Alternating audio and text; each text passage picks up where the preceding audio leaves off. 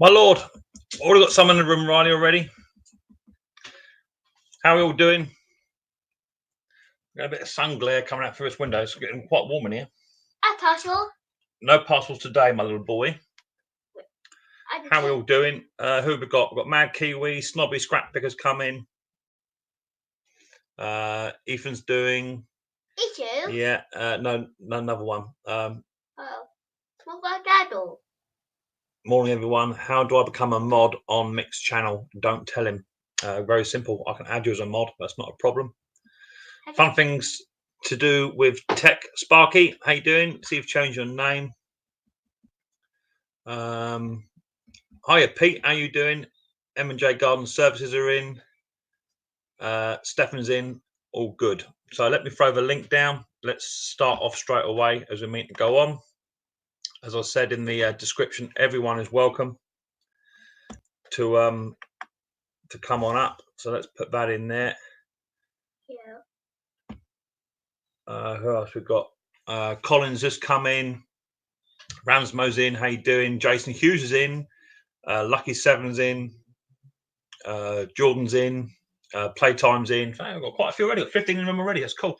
So hopefully you should be able to see me. Oh, you tired, Riley boy? Daddy? Yeah.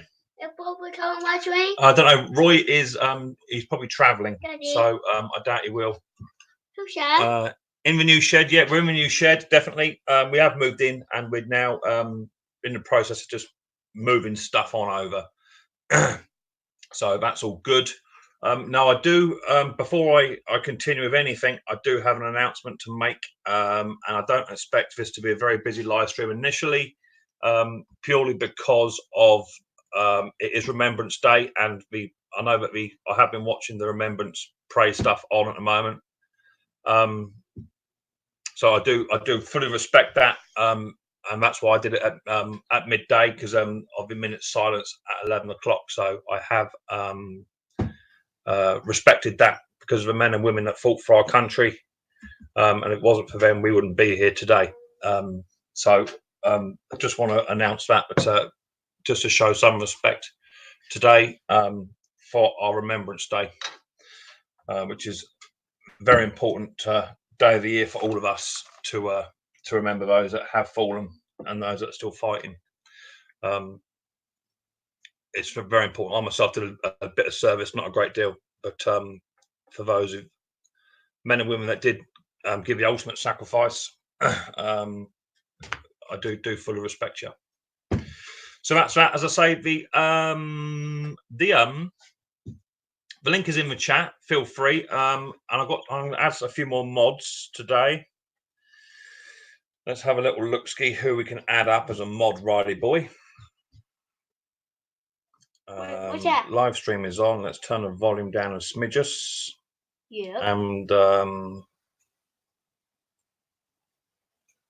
you were looking to be a mod. I'm quite happy to add you as a mod. Yeah. Pete Froud, M&J, you can as well. You're in here very regular indeed. Mr. Benedict, definitely. Daddy? Yeah. Oh, we've got a few in already. Mad Kiwi's in. I say hi. Yeah. There's a Mad Kiwi. And there is Sparks. All doing okay, mate. Yeah, we're doing okay. Hello, Mad Literally Kiwi. Hi. Just firing up, so just getting into it. Daddy? Yeah, yes, no worries. I say hi. You can say hi, of course you can. Hi. Hi. How's it going? Daddy, TV? Yeah, I can see you, mate. Yeah, camera's here. No, Kiwi. Oh, Mad Kiwi, yeah. That's Mad Kiwi. How's the young going, young Mick? Doing okay, mate. Yeah, Dusty Blonde's in. I just want to greet people as they come on in, but we're doing okay. Literally, I have just got out of the chair. What do we call the wee fella? Mini Mick? No, his name is Riley. Riley boy. Riley. Yeah, he's the channel's director. He directs me in many ways, shapes and forms, and normally gets involved in everything. Hi, Martin, just see you sneak in. The chat is rolling quite quick, so just want to make sure I don't miss anyone. Edward Thomas, how you doing? Ramsmo, how you doing? Smokey, how you doing? Dusty Blonde is in. Say hi, Dusty. Hi, Dusty. So there's quite a few in already. 24 in the house. That's good to see. Wow. Well, hi, everyone Chad. today. Anyway, I'm a relatively newbie. Yeah, no, I've me and you have crossed paths before. I think on I can't remember whose channels it is now, but could it be Laura's? It could be somebody else's. Laura's, I think it was Laura. Could be Laura. Yeah. So yeah, we have crossed paths before, definitely in the old YouTube ethos. You've got a new shed. I need to build a new shed too.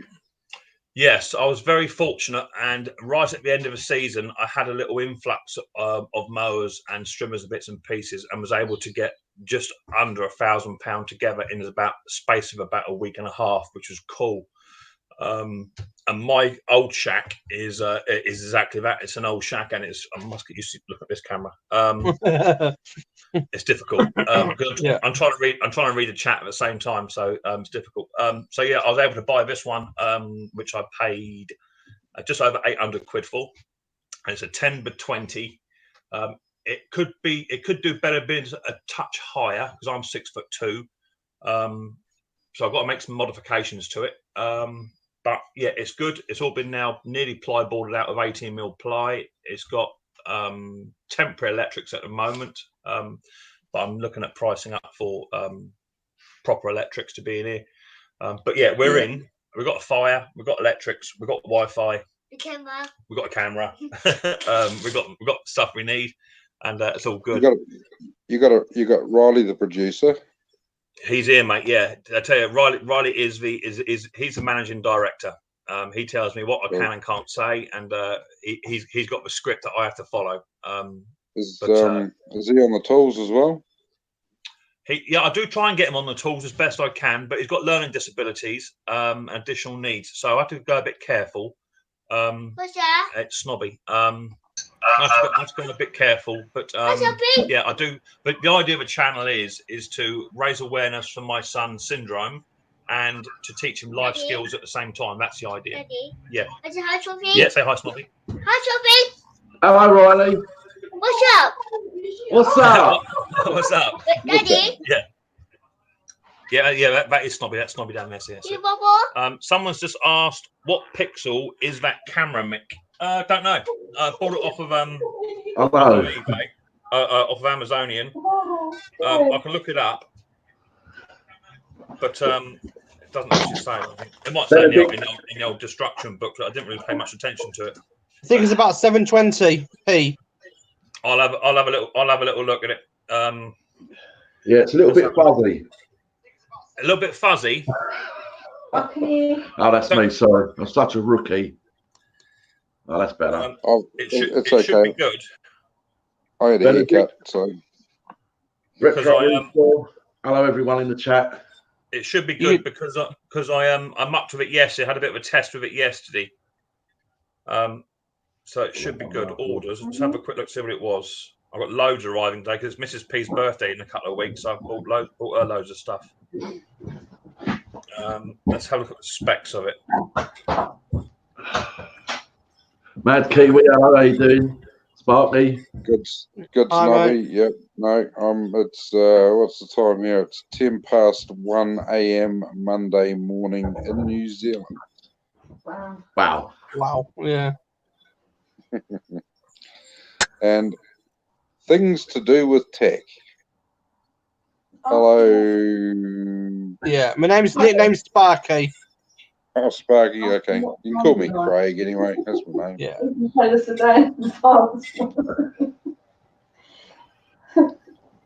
That's better. Let's see. Range got 90 degree angle range. Video resolution is 1920 to 1080. 1080p. That's okay then. Yeah. Frame rate is 30 frames per second.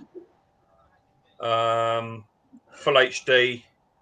And what have you. On the front of your camera, isn't it? It's just a good camera, and it cost me. How much it cost me? It cost me £20. It cost me £20. That's expensive. God. Well, compared to what there is out there. Did you buy it new? Did you buy it new? Yeah.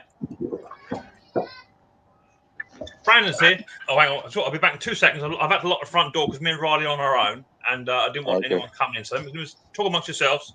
That's my boy. Go and unlock the door. How are you then, Stommy? Yeah, I'm good. Not bad. I've had a little problem with my laptop this morning.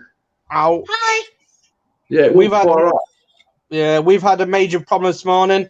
I spent nearly 7 hours over the past 2 days doing the internet, trying to get it on a 4G network. Yeah. We got all smart tech in the house. All the smart tech wouldn't talk to the router. Yeah, I've got no problem with the internet. It's just the computer. And I managed to email Raphael, and he's been able to sort it out. And he said perhaps one of your USB terminals are a little bit iffy. So I pulled the mouse out and the camera, and the laptop fired up straight away. Crazy, yes, I know. But he knows. Have you got any disk drives or anything like that plugged in? No, nothing. No, nothing. Nothing. Literally, I got a trick to help everybody out. Get yourself a powered USB hub. Yeah, that's a good way to do things. Powered up, and then you're not draining any power from your laptop or your power unit. That's what we do. We have one lead going to everything then. Yeah. I am live stream. You are the live stream. You're quite right. So if you get the hub, you basically USB hub, you can then basically just plug it into the laptop. That's it. Yeah. So, that was 20 quid. But to be fair, some of them are like 60 quid. You know. Yeah. You can pay up to $800 or £800 even. Without a doubt. I did some reviews on some. And there was one I was going to get for about 30 quid, which was a bit more complicated than what I actually need, to be fair. And I don't need complicated because my brain capacity won't deal with that. It's called KISS, isn't it? That's the truth. So all it was is that I was having my camera on my laptop, and because I'm 6 foot, I have to have my laptop pushed back a bit, and I was getting a lot of glare coming off of my lights. So if I push that up, that's the sort of thing I was getting off my laptop. I couldn't odds it. But by having this, I can got the same trouble, mate. Yeah, I got the same trouble. Look. So Chrome Dome, exactly that. So now, by having this camera pointing down slightly, it's going to be a bit higher eventually. Eventually, it's going to be up here when I get it all sorted out properly. Get yourself one of these Logitech HD 1080p's. I've got one. I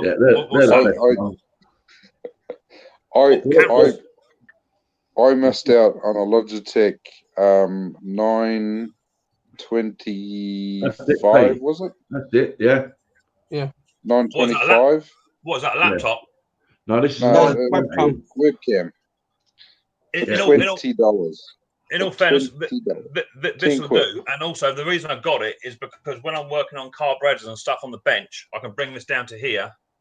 Yeah. Sit it down onto the bench. I've got a lot of sunshine today. But I can bring it down here and I can work on carburetors with ease. That's the main reason I got it when I'm doing a live stream repair and what have you. Yeah. So it'll be all right. I'm sure. Yeah, it'll be fine. I'm sure I will weed out the things of it and that's it. But at the moment, it looks fine. Yeah, I've mucked about the frame rate on it and I mucked about the actual camera, so I'm happy with it. I think you want to look at what Rasmo just writ. Rasmo, wear a hat. I'll just put him in timeout if he's going to start getting abusive. He knows I've got feelings. He knows that. I don't know why he's got to poke me with a stick. You know what I mean? There's a lot of sun coming in. You probably don't want you to get sunburnt on top of your head. Trust me. Anyway, this is good, mate. I was going to say before you get upset that I live in New Zealand, I did spend 20 years in the UK, so yeah, I know where the boot sales are. I know where the good boot sales are. I know where all the good recycling centres are, and mostly in the southwest. Yeah, we do quite well down here. I'm southeast, but it is the same sort of thing. But yeah, I know where most of them are too. In fact, I just had a text off of a bloke today. He's got some stuff he wants to sell me if possible. That'd be quite good. Just want to catch up with a chat. J&J's in the house. Ramsmo saying hello to Dusty. Pete's in there. Retro Restore is in, which is good. Liam is in. Are yours going to buy lawnmowers over the winter and then fix them up for spring? Yeah, I've just got some coming. Oh, look, it looks like the blokes text me to see if I still want any, which is cool. That just happened about half hour ago. Love the worst lawnmower in the world, Martin. Yeah, that was actually a good video. Nice to see it running as well. Just wants a bit of a tune up by the looks of it. Liam's in. I think I said Liam already. Tan's in. Tan's World. How you doing? Ramsmo, UV protection, safety first. Yeah, righto. It's going to be one of them streams. I can feel it coming. Well, this morning somebody dropped off a load of floodlights to me to repair. Okay, didn't go well for the first one. Well, what's that about? Basically, we've got like a driver at the back, and when they've wired it up, they literally fried the boards. Oh, right. So I've got to repair the boards, and then I've got to repair the bits for it. Not good. And what are they? Security lights? Yeah, they're like with the PIR on the front. Yeah, fix them up and post them over, mate. No problem. Yeah. Where's this lawnmower bloke? Here he is. Diesel guy. Hello. Those new LED security lights are fantastic. Yeah, I'm looking at getting some myself for the outside. I'm just going to try and get these images up of these lawnmowers that matey's just well, they've had a sparky at the one of the clubs to fit these lights, and literally they fried every board. Literally every light they put on, they fried it. So I'm going to replace the boards and repair them for them. So, right. Yeah. That'd be good. So what was the issue there? Did they have 110 volts or 240 going through 110 or something stupid? Well, the thing is, there's 4 wires going into it, and there's supposed to be only 3 used, and one's the earth. So we think what they've gone and done, they wired the earth up. It's not labelled. It's a Chinese thing. It's never labelled. And I think they put the live straight into the board and not in the right connection. And they didn't read the instructions, or they didn't get it translated. No. So, yes. They turned it all on and they blew the circuit, basically. But yeah, more fun for me. I'm just sending this one over to myself. Yeah. He's not too bad, actually. Let's see how much he wants from. How is Dusty Snobby? Yeah, she's good. She's good. We are actually going out in a little while. So my wife's out at the moment. She's gone to church. Yeah. What part of the UK are you guys in? I'm in Cornwall. I'm right down on the south coast, but I'm down in sunny Bognor Regis. Yeah. And me, I'm an Essex boy. Essex boy. Not so much of a boy anymore, but still from Essex. I'm about 2 hours away from Exeter. Oh, okay. Cool. Yeah, I used to live in Exeter and Cullompton, and I used to drive all around the West Country. So J303. West Country is lovely. I went to a little bazaar sale yesterday, and I had a little Chombola stall. You know, the ones you get the little tickets. They've either got to end in a 0 or a 5. 5 tickets £1. So I bought £1 worth. Then I bought another £1 worth. Won a few small gifts. Yeah. And, you know, they always have a special price, don't they? You know, like one that you think the ticket's never in the bucket. And I picked one of them out and came home with that. Oh, lovely. Some comfort, my up. Full bottle. Yeah. It's still full now, is it? Yeah, oh yeah, we won't drink it. If you're an Essex snobby, you go to the Kiwi shop in London, if you're going to London, and get a bottle of LMP, which is a fizzy drink, and you drink that with with your Southern Comfort. That's the way the Kiwis drink it. Right, okay. Alan LMP. Alan P. LMP. I'll write that down because I will forget. It should have a brown label with yellow writing, LMP, and it's lemon and pyroa.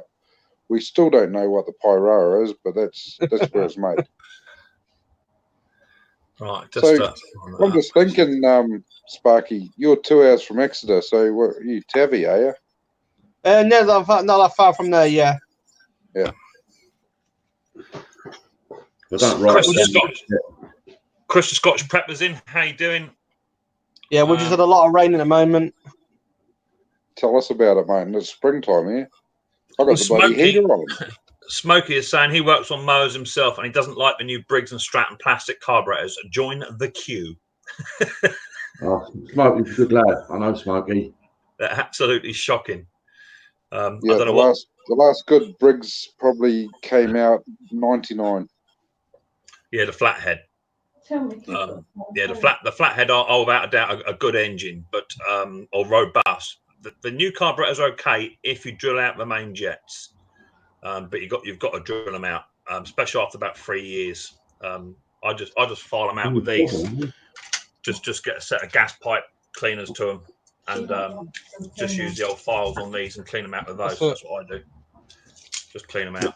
Yeah, Smokey's got a young son. He's only 7, and he's a bit of a character.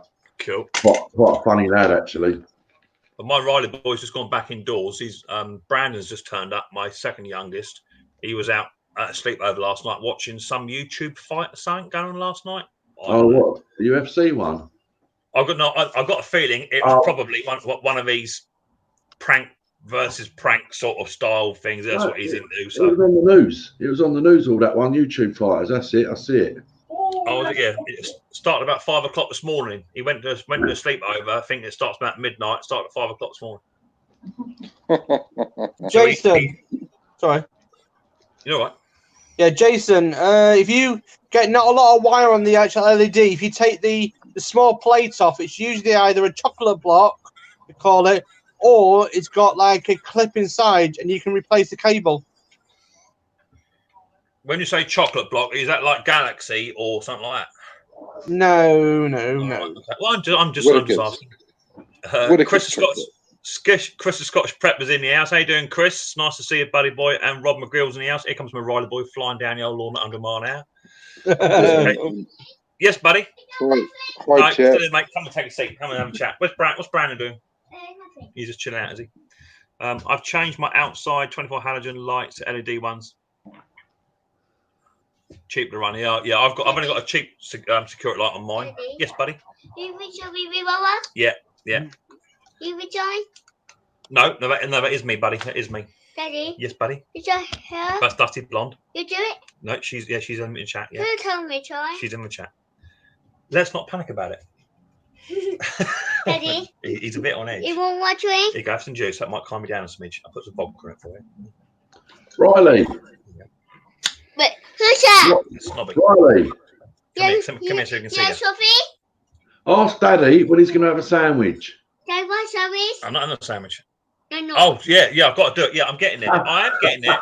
I am getting there. It's not a question of not doing it. It's just Yeah, but so much on.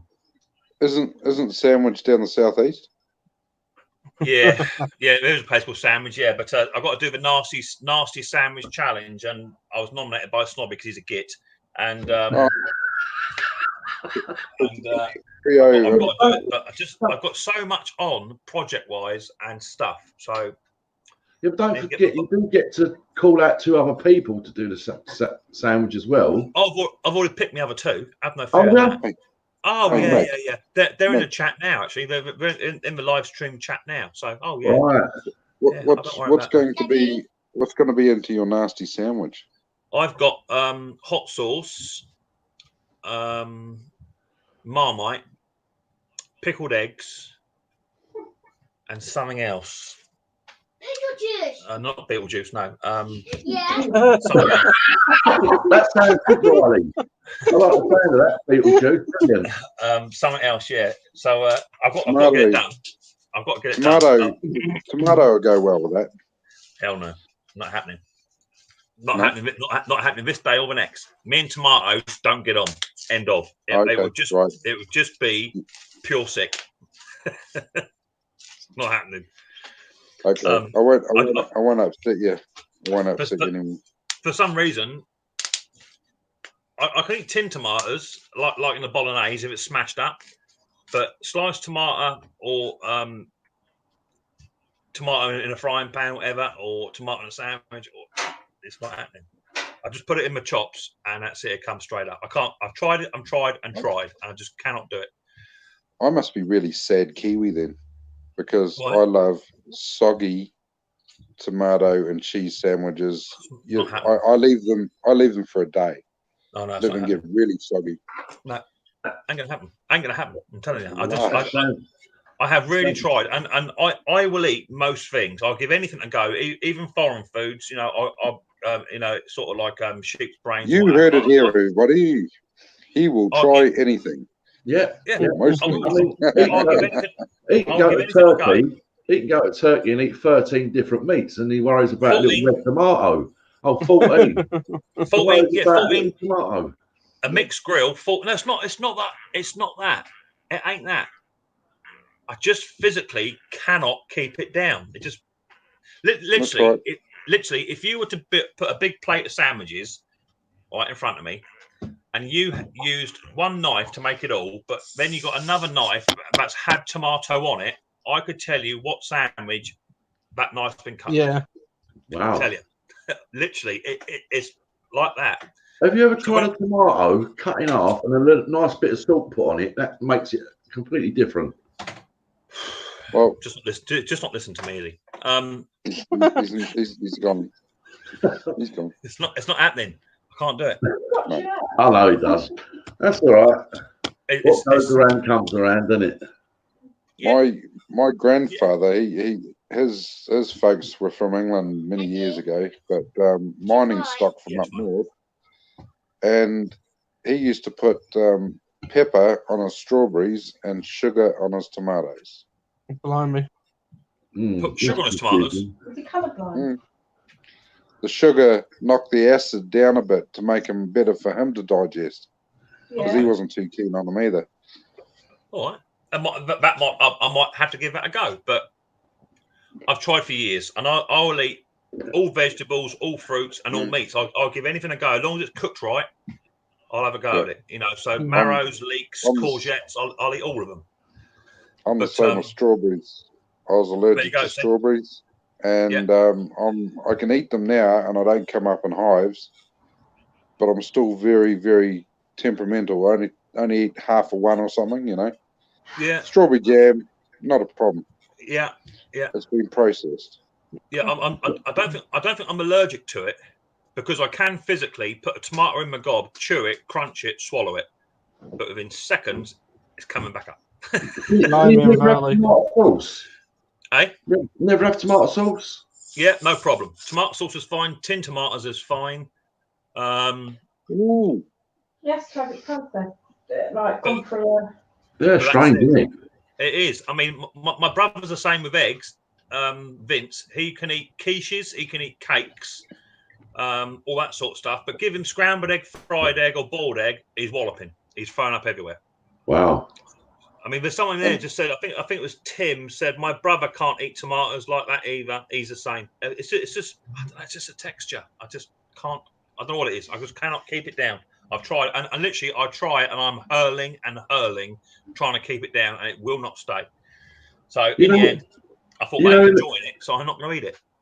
So in America, they do the old deep fried green tomatoes, which really throws me, because like tomato here in the UK is generally red, right? Yeah. But that's great things like I think they're they're green. They're not even gone red yet. They slice them up and deep fry.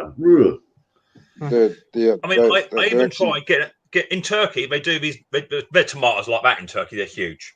And they chop them up, slice them, and they fry them in a skillet. And do you know what? They look so nice. And to put that with a bit of black pudding on there, hashed brown eggs, that looks the plums. But as soon as I taste a bit of that tomato juice in the old scrambled egg, I'm done. Done. Well, I've just put these up to yesterday evening. These lights, the floodlights. Oh yeah. Yeah, they're pretty good.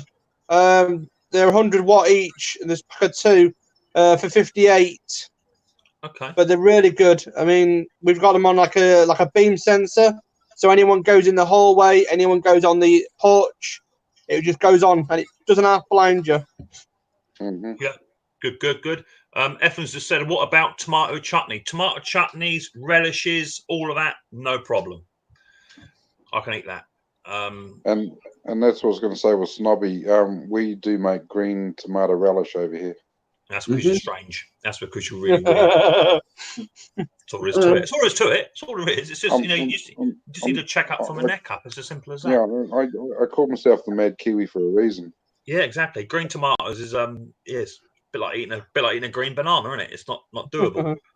Yeah, they've got like sharpness to them. Well, they must be different because obviously we've just grown up eating red tomatoes and green ones you left on the windowsill to go red. Yeah. Exactly. Are we going to sing happy birthday? There's a birthday person in the actual chat. Whose birthday is it? Bailey's. Hi, Mick. It's my birthday today. How old are you then today? Are you a youngster or are you an old one? See how old you are. So that's cool. Did you see the calendars should be available as of, I think, week after next, I think, from Martin. he sold about 15 already, I reckon. I'm going to order one from you, Mick. You order what you like, how you like. Yeah. I'm hoping to get one of mine signed up. I have spoke to Martin about it. He's going to sign one for me. I mean, what I'll do is I'll take the calendar apart and I'll send it in the various locations, get them to come back, so I'll have a signed one. And that would be a top raffle one.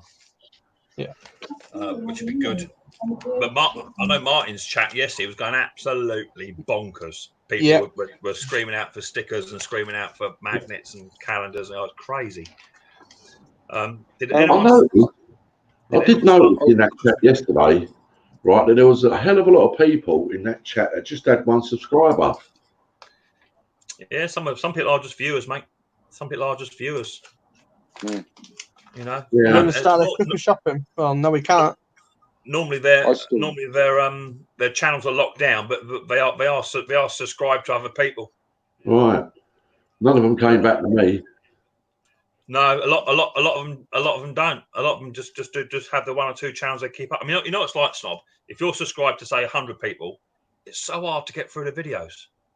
Yeah, I see that. Yeah. That's why some people just literally. They don't have to watch the videos to subscribe to your channel, do they? I know, but some people think it costs about £50. £164 madness, Martin had yesterday. Well done, you. Good lad. What's that? Super chats? Yeah, it's just a shame. Just a shame. Google takes a big slice out your ass. That's a problem. That's good though. That's good. Just turned 15. Oh, he's only Happy birthday, lad. He's only a pup. Bless him. I remember I was 15, 20 years ago. Tim the Spannerman. Yeah, we can't do our Christmas shopping until the 24th of December. So because they're not paying anybody until the 24th of December. So there you go. I get paid on the 27th of December this year. And we're not pulling it forward. How outrageous is that?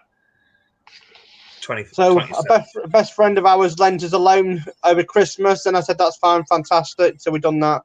So we're covered. So we can go out to Christmas because the missus likes that kind of thing. I don't like any Christmas thing personally. If I've got kids, then maybe, but nah. What I like to do, and I do it every year, is I get all my shopping done. In fact, Mrs. P, she's on the ball. By sort of 2 weeks before Christmas, we're done.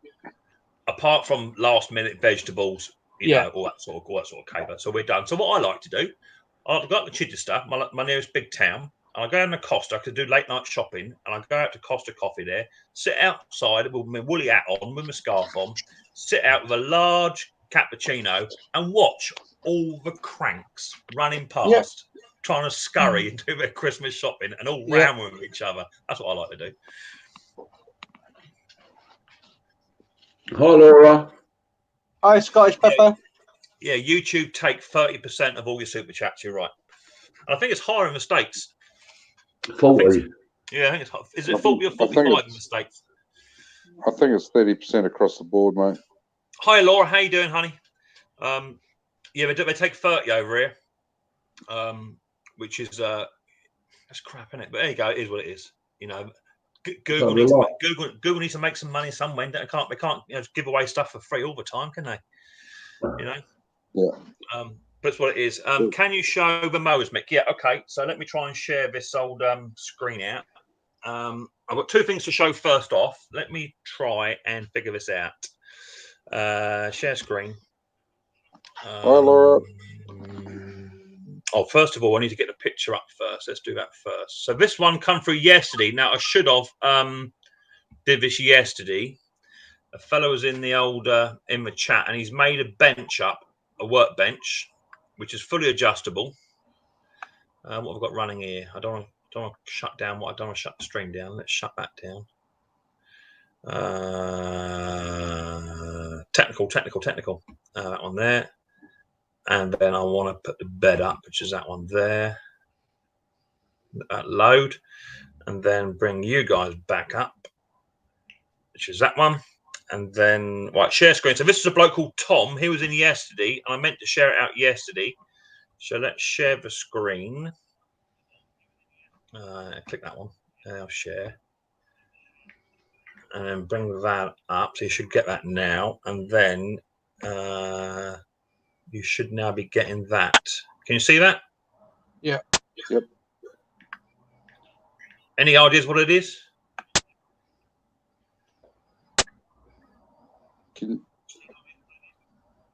Very low bench. Oh, bed. Hospital bed. It's a hospital bed. Yeah. Yeah. So it's fully adjustable. He can crank it up and what have you. He's made a little workbench out of it. Why not? How cool is that? I thought I quite like that. Yep. So that's cool. And then I've also got this fella's just messaged me. Where did that one go? Bear with.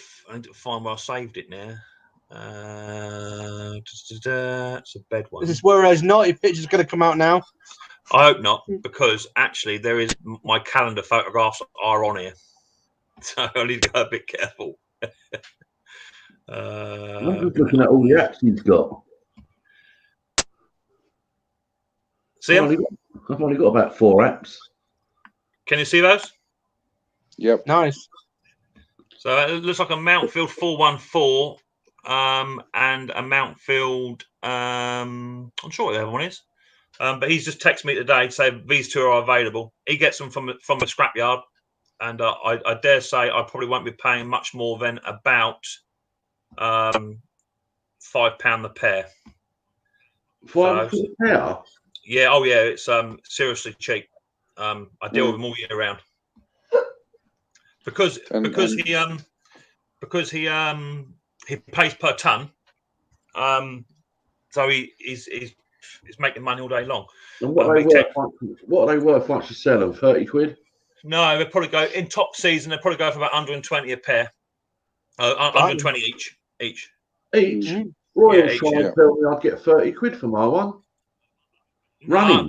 Be about anywhere between 80 to about 120. But bearing in mind that's fully serviced and everything all done on them. So there is something wrong with them. There is something wrong. So they need to be repaired.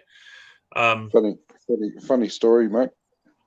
I picked up some internal doors from the house for free, and he had a lawnmower with a catcher on the trailer ready to go to the tip, and I says, "What's wrong with that?" And he says, "Oh, it goes, then it stops." He says, "You're more than welcome to it if you want it." So I says, "Well, throw it on then. Throw it on the ute." So he threw it on the ute, brought it home.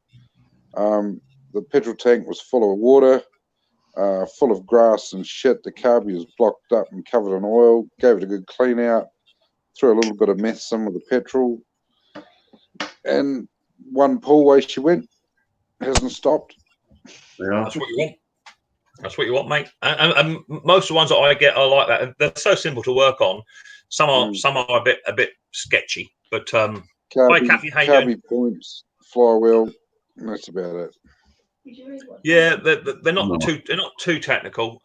Just some can be a problem child. I know that my friend of mine, Killer B, he's got one at the moment. He's got a 3.5 classic Briggs and Strat flathead. That's got no spark on it, and he's changed everything on the electrical circuit side of it. He's changed a lot for brand new parts, and it still will not spark. He's even taken bits off of old engines that work, put it on, and it still won't spark. So I think he's gonna come down to me at some point. He's got a carburetor for me. He's gonna come down, and we're gonna have a go at it together and see what we can do with it.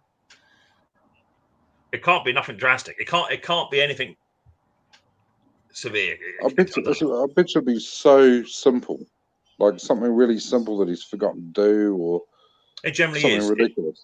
But he sells mowers. I mean, he's got about up to 700 mowers in his store, and he sells mowers throughout the season. So he knows what he's doing, and that's the thing. But he's going to bring it down at some point. He only lives about 45 minutes from me. He's going to bring it down, and we'll have a go at it together. Is the flywheel in the right place, Mick? Well, on his one, I'm not sure. He's checked the timing.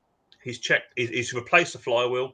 He's replaced the coil. He's done the kill switch. He's done the cable. He's done the spark plug. Condenser. Well, it doesn't have a condenser. It has an ignition coil. He's changed everything. Underneath the flywheel, where the points are?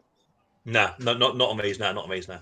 Okay, right. These are electronic ignition. These are new ones. Yeah, new ones. Yeah, not like the all-cylinder ones with points on. He's done the timing. It could be a valve issue. But as you turn it, it's not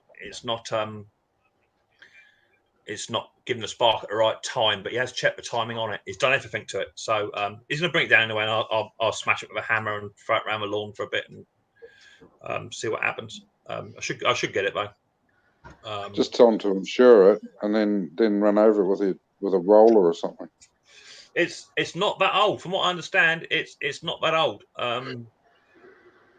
What I should do, I should go back to basics. I should start. I've got a box over here full up with second-hand parts that I know are good, and I will just go through it methodically at each point, which is the same as what he's done. And I'm sure there's something he's done to it that is not quite right. The only thing I can think of is got no spark. If it's modern electronic, the sensor pickup has disappeared. It's become unhinged. The only thing that allows, first off, the only thing that will allow the spark to go to the spark plug is the kill switch. The kill switch is what determines whether you have a spark or whether you don't. So start there, and then you go down to your micro switch and look at that, and then you go down to your coil. Check the gap is right. Make sure your flywheel magnets are strong. Make sure they're sanded, grounded back. You can even he's even taking the lead off from the coil to the dead man. So technically, there's nothing saying that the dead man's not in operation. So technically, no matter what, that should start and spark, but you won't be able to turn it off. But he's even tried that and it won't spark. So at the moment, he's at a bit of a loss. You all right, Riley boy? Yes, mate. Yeah, we're on last stream, mate. Yeah. So we're not quite sure what the score is yet. Bypass the switch. He's done. Yeah, done that, Chris. He's done that. He's bypassed it, mate. He's took that little tiny wire, which is one over here somewhere. No, it's over the other side. It'd be so simple. You'll think, why didn't I think of that? You mean this little switch here, Chris? This little wire. That's a wire that that is taken off. And normally these burr. In fact, this one has got a pinch to it, and that's why it's here. That one's been walloped before. So he's even taken that off the coil and that off the switch. So technically, there's nothing stopping, nothing shorting out that switch. And it still won't spark. What's up? There's some humour in the chat, isn't there, eh? What's up then? Oh, look, he saw 20 mowers in the field the other day. They were mainly black and white ones. Oh, JC is great. And he was very quiet on Martin's stream yesterday, but I don't think he was there yesterday. Martin was trying to see where he was. He wasn't about. No, they're a special kind of ride-on lawnmower from Australia. Yeah, all you want is a deck chair to put on the top of it in your way. Happy. So so that's going to be coming down. I've also got the mount field to do still, which is absolutely revving its head off. And this Killer Bee's got a carburetor for me to put on it, because I'm sure it's a carburetor issue. So I'm going to try and get that one working for next year. That's got a big 21, 22-inch cut on it, so that'd be quite a good motor to have. And then Matey's got these two mount fields here, and I've still got 2 or 3. He wants £10 each for them mowers. Oh, and he'll also throw another mount field in with no basket. Yeah, let's do that. So you won't be doing your normal 2 o'clock slot today then? Yes, because I have made a mistake. Oh. I've made a mistake. Sue's gone to go and pick up Ethan from Guildford. He's coming home for the days at university. So I said, what about this party? She said, party's next week, mate. Right, so you'll still be doing one at 2 o'clock? I'm on and live. Why, are you thinking of going live yourself? No, I'm just asking whether you were or not. I'm going to be going out. I'll be going out soon anyway. I might do something later on. No, I'm looking at going all the way through, or as long as the managing director will permit me to do so. I made a mistake. I thought it was at 2 o'clock this party, or 2:30, in the next town. And Sue went out this morning. I said, well, where are you going? She said, I'm going to Guildford, pick Ethan up. So we got this party. She said, it's next week, donut. So you won't be doing one next week? Next week, it's Roy's anyway. Next week is Roy's, so it's irrelevant. Roy is back in the saddle, so to speak, which would be good to see. So maybe I can hook up with Roy next week then and replace you. Oh, yeah, cool, yeah. Why not? Exactly that. Yeah, I'll chat him up. Yeah, I think Roy's quite happy. Well, I don't know. It's Roy's stream. But generally, he has people up on the panel, doesn't he? So cool. Yeah, I mean, I personally, I prefer it to have people up on the panel rather than me just sitting here bantering to myself. And it's nice to have a two-way conversation going. You know what I mean? If you can get a word in.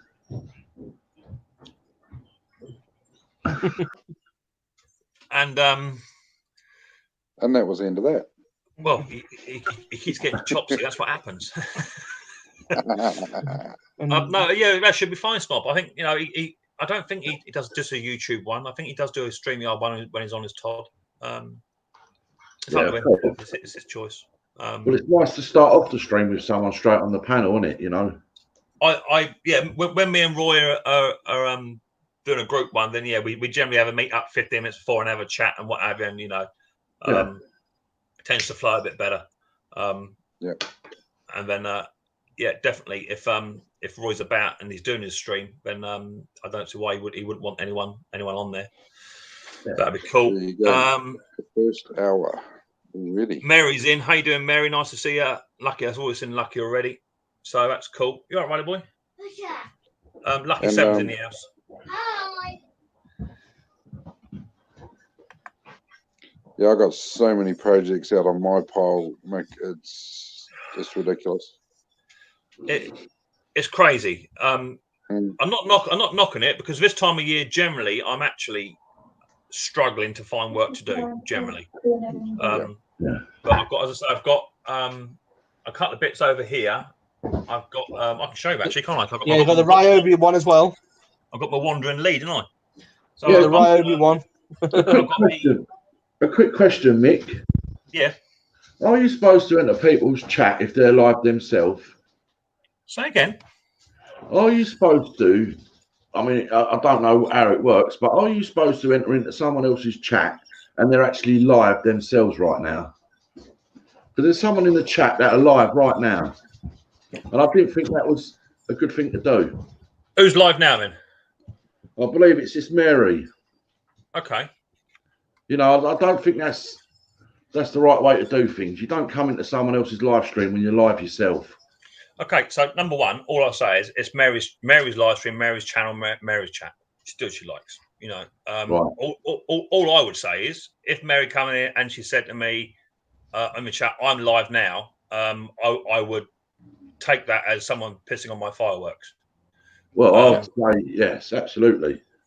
that's how I would take. But she hasn't. I didn't even know that. But yes, people do, and also some people they do a live stream. They get 6 up on the panel, and they're down in the basement. But to me, that don't figure out to me.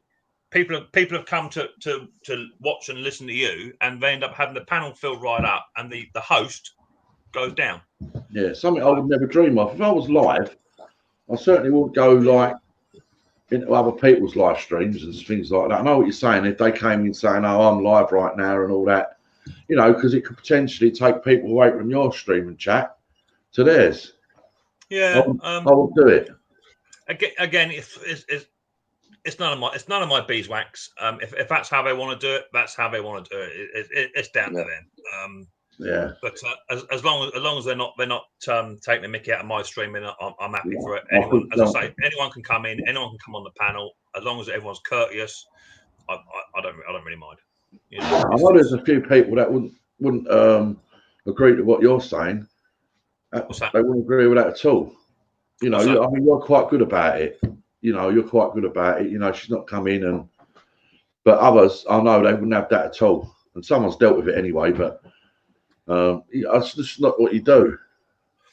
As I say, that's how they want to run their live stream. So yeah. Each to their own. I'm not, I'm not one to tell people how to run their streams. If they want advice, I'll give them advice. But that's about as far as I go. You know me, Snob. I don't get involved in the drama and the dictatorship of what people want me to do. I run my own channel, and if they don't like it, they can always just push another button. So when can you make me a nice intro then? Whenever you like, mate. Thank you. Yeah, no problem. Just give us a bell at some point, Snob. Tell me what you want, what you like, you know, and I'll find something for you. Anything, you know, I'd be more than happy with whatever you do. So it won't worry me. You understand that, but what I'm saying is, do you want drum and bass? Do you want classic? Do you want theatre music? You know what I mean? That's what I'm saying. It's got to be relevant to your channel, to your stream. You know what I mean? Right? Yeah, I'll get that. Have a think about it, because what the problem is that I can't do a sample, because for me to do your sample, I have to do the whole intro, and I'll do the whole intro, download it, and convert it. Send it to you, and you go, no, don't like that one, and that's taking me about an hour to do it. Yeah, I'll get it. You know what I mean? How much you charge an hour? It depends how affectionate you are. Oh, okay. And Mick doesn't like tomato sandwiches. And you're saying all this after you nominated me for a nasty sandwich competition. Yeah, but you know, I know you're a good sport. So I've got over there. I've got the MS 180 chainsaw to do on the bench. I've also got down here the RS 45 hedge trimmer to do. That's just come in. And also got this lovely bit of kit, which I'm looking to sell to Pete in the chat, because he's got a Dicky chainsaw at the moment. Ian, hello Ian. Which is a lovely, beautiful Ryobi chainsaw. Which is going to take pride in my workshop.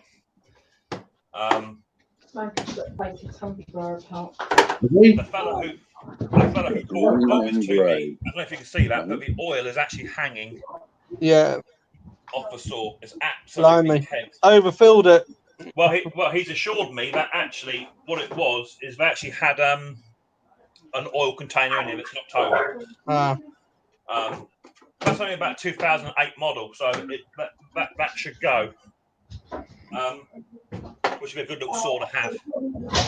Mary's live stream was titled "Beware of what goes on around your community." Okay. No idea. Don't care. Each to their own. I'm not.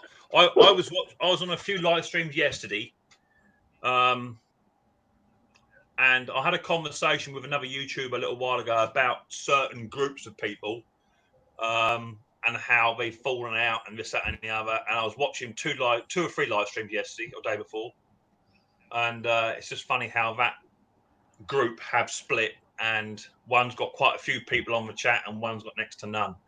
I shan't name them, But the person who I was talking to about it is fully aware of it. Yeah, because I didn't see the message. I just got that one through. So. But it all depends on.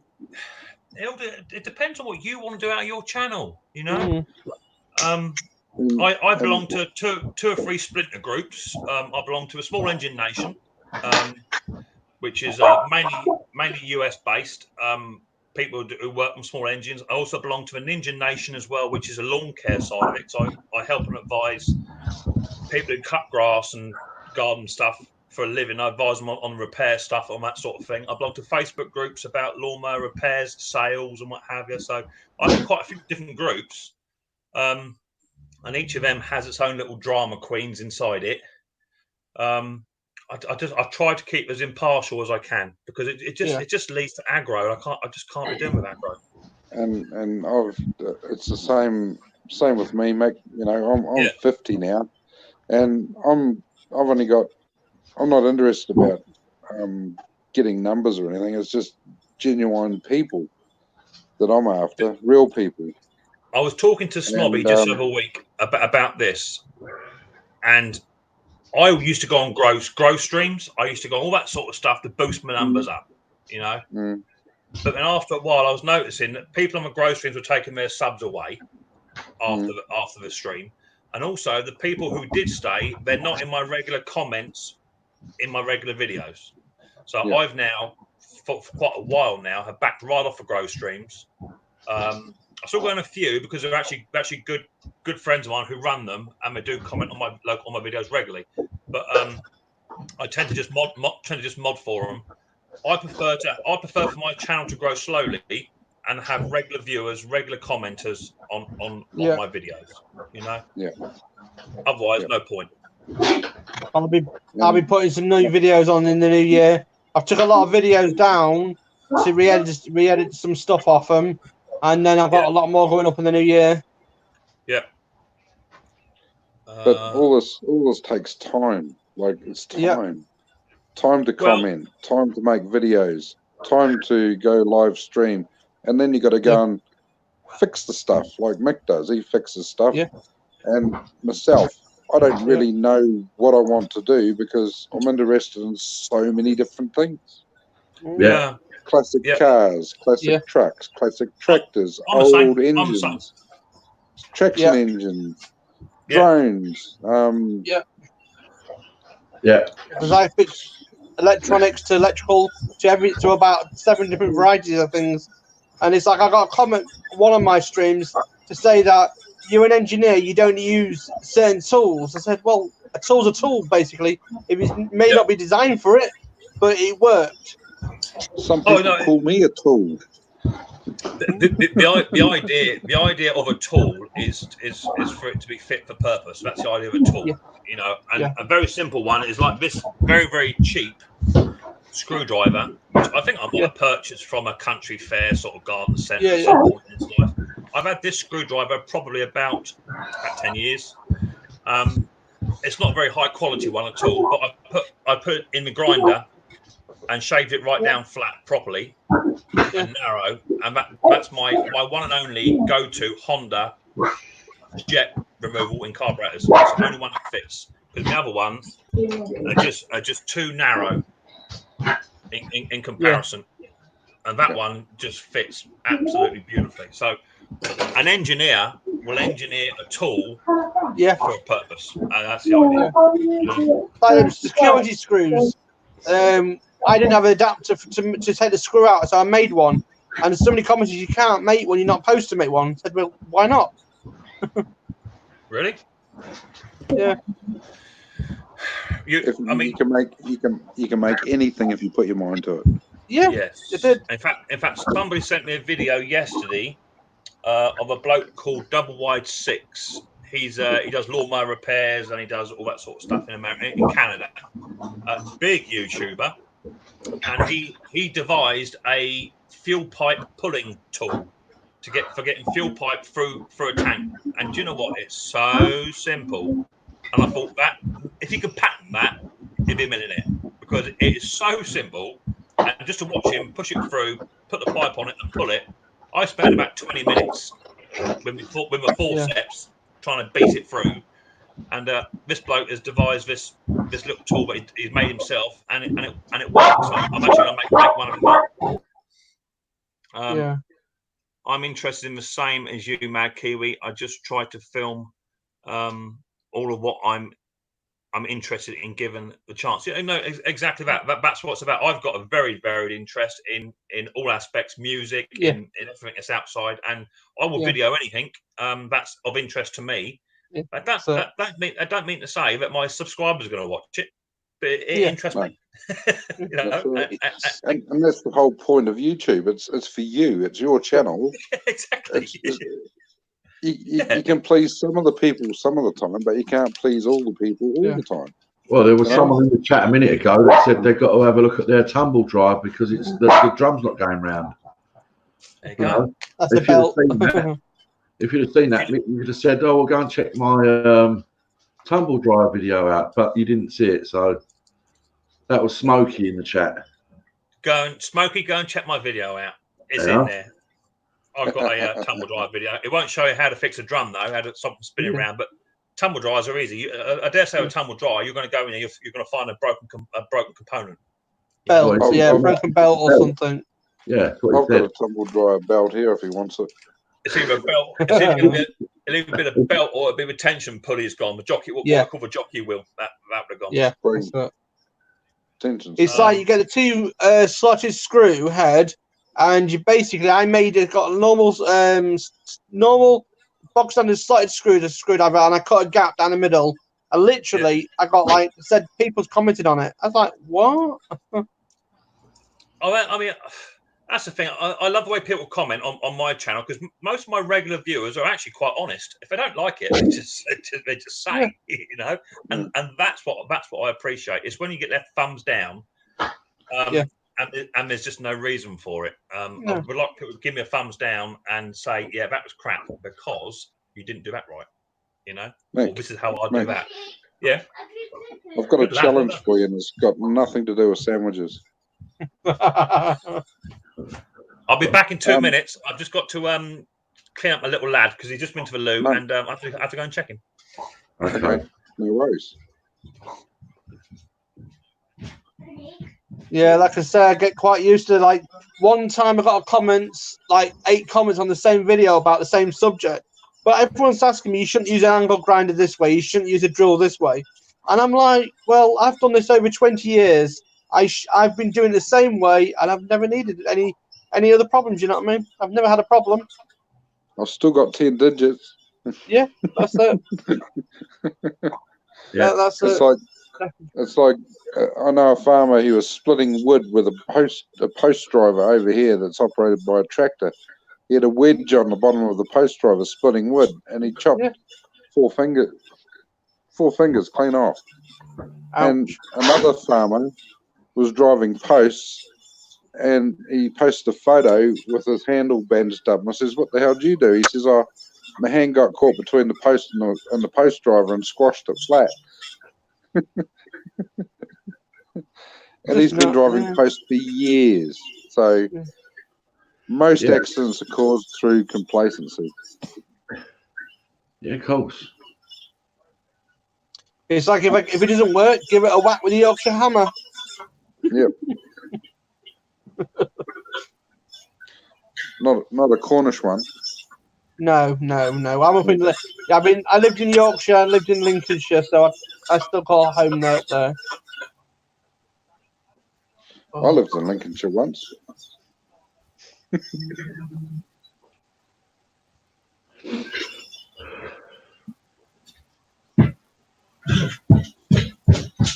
But it's all good.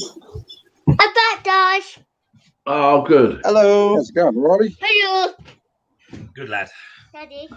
That's what we do as carers. We'll make sure he's all clean. Daddy. Good lad. What's in your mouth? No, not some like this. I'm gonna chair you. Too big.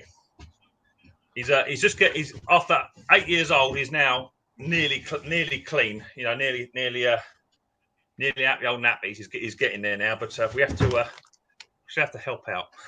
So that's what it is. Bless him. He'll be the same when he's 20. Well, if you come back a bit, buddy, you will be able to see. Daddy. Yeah. It's cheaper. Yeah, no, it's up here. No. Yeah, see, there. See, look, there. See? Daddy. Yeah, let me take you down a bit so you can see what's going on. So, what was you yakking about?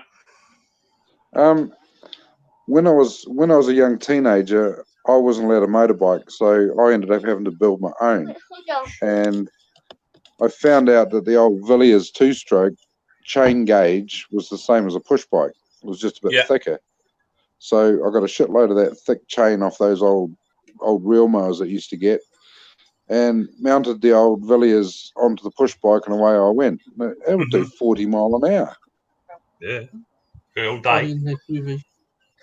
As long as the engine can keep up with it, that's good. But you can change the ratio by changing the pulleys too, can't you? Yeah, I welded a front sprocket onto the rear of a 16-inch wheel, I think it was. Yeah. Got about another 20 minutes. And that make the ratio wasn't too bad. Yeah, you can overcook them. I know that some of these boys that do the old mud mowers and what have you, they change the pulleys over. Lucky Seven's in the house. He's got a serious mud mower, and changes the ratios of them to give them a bit more beans. That's Ian Days. He says, "Hi, Riley." You rejoin? No, he's not. He's in the chat, buddy. Daddy. Yeah. You rejoin her? No, that's Mary. Just waiting for my director just to finish chatting. Yeah. You rejoin? No, not. They can come up on the panel if they want to, but everyone's welcome. Everyone's welcome. Did anyone see Colin Firth doing that? Changing the scooter, putting a petrol engine on the scooter. No. I am. Mobility scooter, the fastest scooter in the world. Do you know what I mean? Oh, really? Oh, yep. I've seen those ones. I watched the other week. This was really, really crazy. I watched a bloke put a Lister D stationary engine on a motorbike.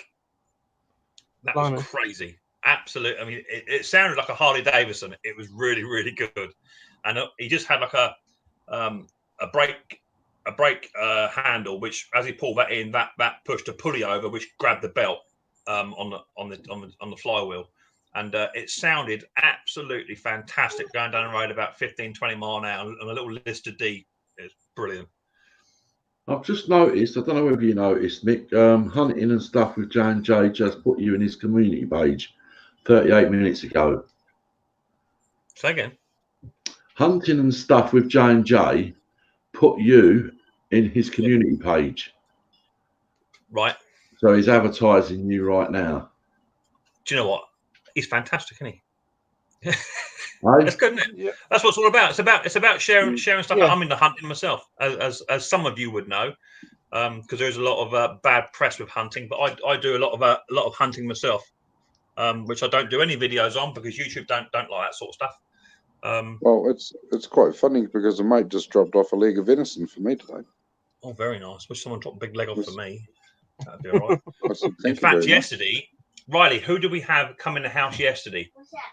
Who came in our house to come and see us yesterday? Police. The police came in our house. What? Not just normal police, armed response police came in my house yesterday. Yeah, one was about 6'8", snobby. He was massive. What, to check your licenses or something? Yeah, they now. We have firearms officers out here.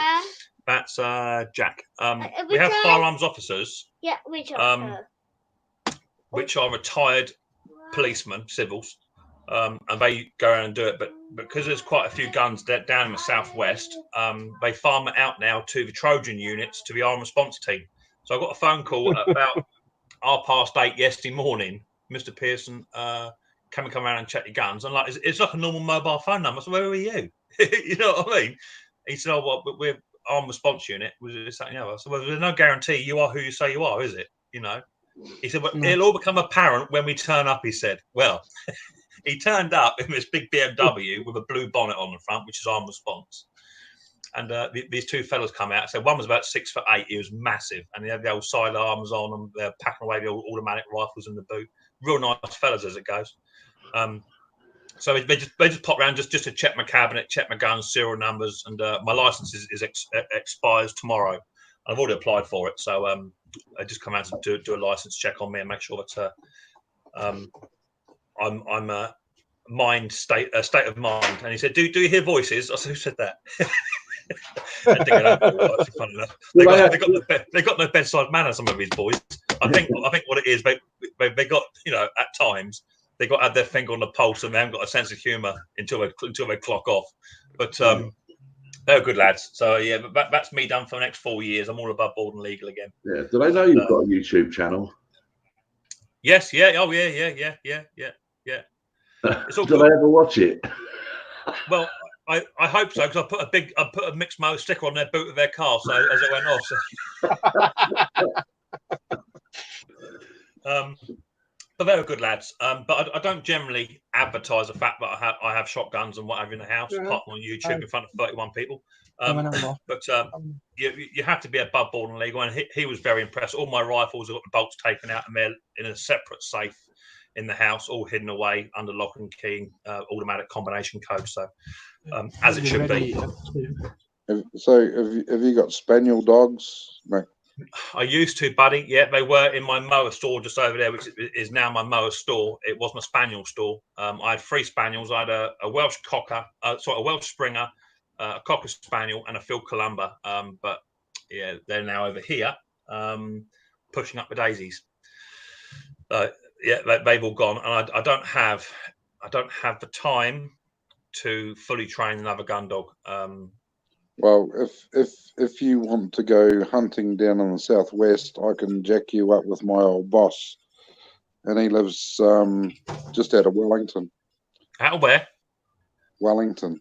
Oh, Wellington, yeah. Well, the land that I shoot on, I don't have the rights to it. A friend of mine has the full rights to it. There's a group of about 10, 12 of us anyway, and most of them have all got dogs, or we have our own beaters to push the stuff out. So yeah. I do miss not having my dogs. Especially my Welsh Springer, he was cool. Murphy, he was fantastic.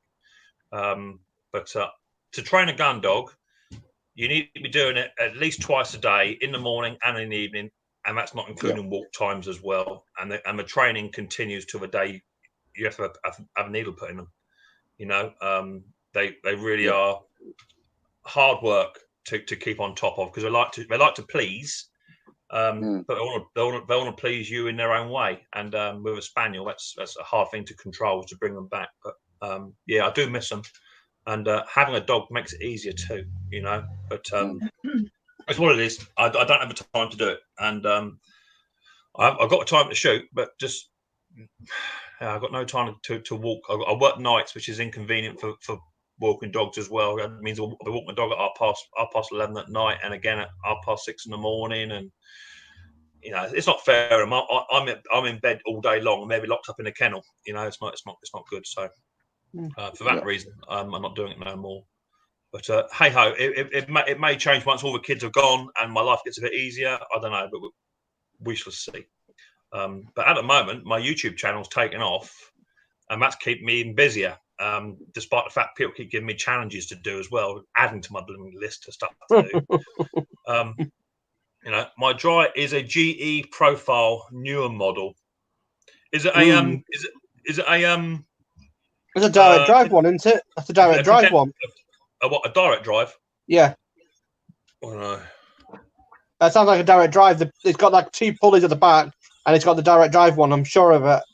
Has that got the 2 jockey wheels like that in a V? Yeah. Yeah, it might just be one. It come off a jockey wheel, then could be. Or one of the springs have come out. Yeah, that's a tensioner spring might have come out. Do a video on it. Fix it. Do a video on it. Show us how to fix it. There you go. Get Big Doc to film it for you. Post it. Yeah, post it. You'll be surprised. Honestly, people want to know how to fix stuff. It's like that internet thing stuff I got. It's Huawei, what I call Ferrari. This one. Yeah. When I plugged that in, it wouldn't work. Yeah. You know, I was just about to launch it down the garden and take it back, and I went on the internet, and the only help and advice you can get on YouTube is all in Chinese, Japanese, or whatever. So I might even do an unboxing of that and a setup, although it is really easy to do. I think it was because I bought it, put it in the car, drove home, ran down the lawn like a lunatic, plugged it in, and the bloke hadn't finished processing my account. I think that's all it was. Yeah, I think that's all it was, because I left it for about half hour, 45 minutes, come back, turned it on, and it fired straight up. Yeah, he probably had to check your money was real as well. Well, it ain't. There you go. I mean, I've had nightmares with this laptop this morning. You know, it wouldn't fire up. It just would not fire up, and it annoyed me.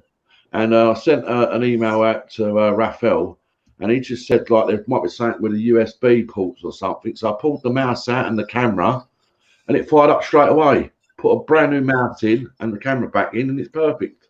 Yeah. Something so simple that I would never have a clue about. Yeah. You need a power hub, I would suggest. What do you mean a power hub? If you get a USB power hub and connect all your gadgets to that, and then plug it into the mains, and then plug it into your computer, it's not taking power from your laptop. That's right. Right. Okay. There you go. And See, Snobby. There you go. See. They're not expensive. That's what I would have said as well. That's what I would have recommended myself. Or failing that, these work quite well with computers. I found if they don't work properly, these work really well. Yeah. Definitely, yeah. Smash them. And the steel ones work even better. Yeah, I do, but they tend to hurt my shoulder when you smash them with the bigger ones. Yeah. What's it Ramzo just said? Ramzo said working dogs are much better if they're kennel. I 110% agree with you. No one ever touched my dogs ever. No one was even allowed to look at my dog, because of that they were tuned into just me. So if the kids come down and see the dogs would just go back to bed. Wouldn't even play attention. They weren't after affection from anyone else apart from me. It's so much easier to have a working dog that is tuned into the owner. So even when they were puppies, I used to allow mine to be a puppy for 6 months. So when I first got it, I used to get mine about 6 weeks. They're allowed to be a puppy for 6 months. After the 6 months, game over. That was it. They had to knuckle down. I had 3 English Springer Spaniels when we were kids. 1 girl, 2 boys, and they all lived over 15 years old. But it's tough when they die. Yeah, mine. What did my Murphy went to 14 and a half. Patrick went 15, and Poppy was just cresting 15. She was just about to turn 15. She was. And they were both. That's the one I've got, Snobby. Oh yeah. All right. Yeah, I get it. Yeah. And is that the one with the hub at the end of it as well? Yeah, it's got like you can either get one with the SD card or one without the SD card. Oh, brilliant. Yeah. And what's that do? Basically, it stops your computer draining battery, and it basically makes your all your peripherals go onto one power supply, and it's easier. So when you plug it in, it's just the one plug, and it keeps the USBs clear them. Right. Yeah. You lost me at profiteroles. Yeah. Peripheral. Well, they're tasty, aren't they? I mean, lovely. I find if you plug 2 profiteroles in, it's even Yeah. it works better. That's exactly it. I like peripherals. Yeah. Yeah, we're all chipmunks, really. Yeah, exactly that. Exactly that. So, so yes. No, that's the one to do, Snobby. Sorry, is that powered USB hub. Shoot down to what is it? I forgot the names of the bloody stores now. PC World. They're expensive. Get them on Amazon. They're only that's only $7.99. That one. Oh, I only want a day. Easy enough. As long as you get a good review one. You know what I mean? Just watching the goldfinches on my feeders out the window. Goldfinches. Yeah, I love them. Yeah. Me. I've got some bird feeders on my old. Yeah. Yeah, Snobby. I've got some bird feeders on my old shack. I'm due to bring down. I've also got bird feeders. So I can get the cats in the window. So. I've also got 3 bird houses too. I had blue tits in one this year, great tits in the other this year. I had. You've got blue tits in your garden. Just put a blanket over them. You know what I mean? Keep them warm. Yeah. Daddy, who's that? That's Let's Stream Games. Said hello. No. Why? So yeah, I got quite a bit. Now I've got one of the cats has gone as well. It's even better now because they've all come back in the garden. I actually had a sparrowhawk come land in here 2 days ago as well. Actually, in the old garden, which is quite cool to see. Yeah, I had one on the motor last week. Caught a sparrow. Yeah, lovely. Beautiful looking bird. Without a doubt. I saw last year. I saw 2 kestrels, and I think they were actually 2 females. They both had young. They had 2 young each, and they caught something. and the one of the mums, she had caught it, and she was literally had both her wings over her head like that, hiding it or shielding it from a young, because she had to cut it all up. I sat there and watched them for about half an hour. She was dividing it all up, poking her head out and chucking bits out for the kids and whatever. It's wicked to see. Yeah, it's good to see. I like some of that sort of stuff. We get a lot of buzzards over here, common buzzards. Yeah, you do where you are. Yeah. Yeah, it's nice to see them. We get a lot of crows where we are. Yeah, we don't get quite so many crows. In fact, we don't get a lot of seagulls either. You think living where I do, right next to the water, we get a lot of seagulls. We don't tend to get a lot over this side of the coast. But, we've got crows one side and owls the other side. Yeah, we get a lot of owls. We get a lot of owls over this way. We get a lot of people also doing the old falconry displays, because a lot of people down this neck was do the country fairs and what have you. So you get lots of people turn up with like long-eared eagle owls. It's not uncommon for a post to go out on the local radio saying there's a long-eared eagle owl escaped from its owner. Please keep your cats and dogs in for the next day or two, because it will just pick them up and take them away. You know what I mean? Those hawks are lovely birds. Shame we see so many dead on the roads. Well, it's because of habitat, isn't it? I know that there is a I can't say where, but there is a releasing program near me where they've just re-established red kites, free breeding pairs of red kites, and I've seen them. And even in Chichester, on a cathedral, they've got peregrine falcons on a cathedral at Chichester, which is fantastic. Ospreys, yeah, I've not seen an osprey in the wild as of yet, Chris, but you would have up there where you are. I've not seen them. But we get a good vary down here. I actually saw a albino magpie last year, completely white magpie. It looked like a dove. I thought it was a dove at first. Yeah. I've seen a starling that was completely white. Have you really? Cool. Yeah. Yeah. The worst thing the funnest thing I ever saw wildlife, I was out shooting wood pigeons one day, and it's a really hot summer's day. The sun was belting down. I hadn't long finished the night shift, so I set my decoys out, all that sort of thing.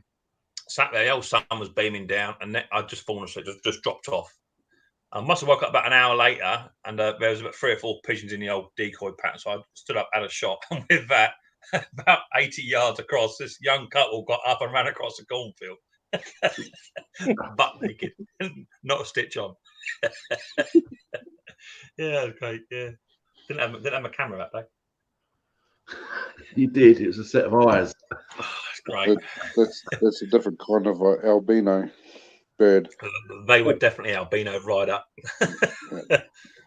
Oh, you got lots of kites at your way, Pete. Yeah, there's not a lot down this way.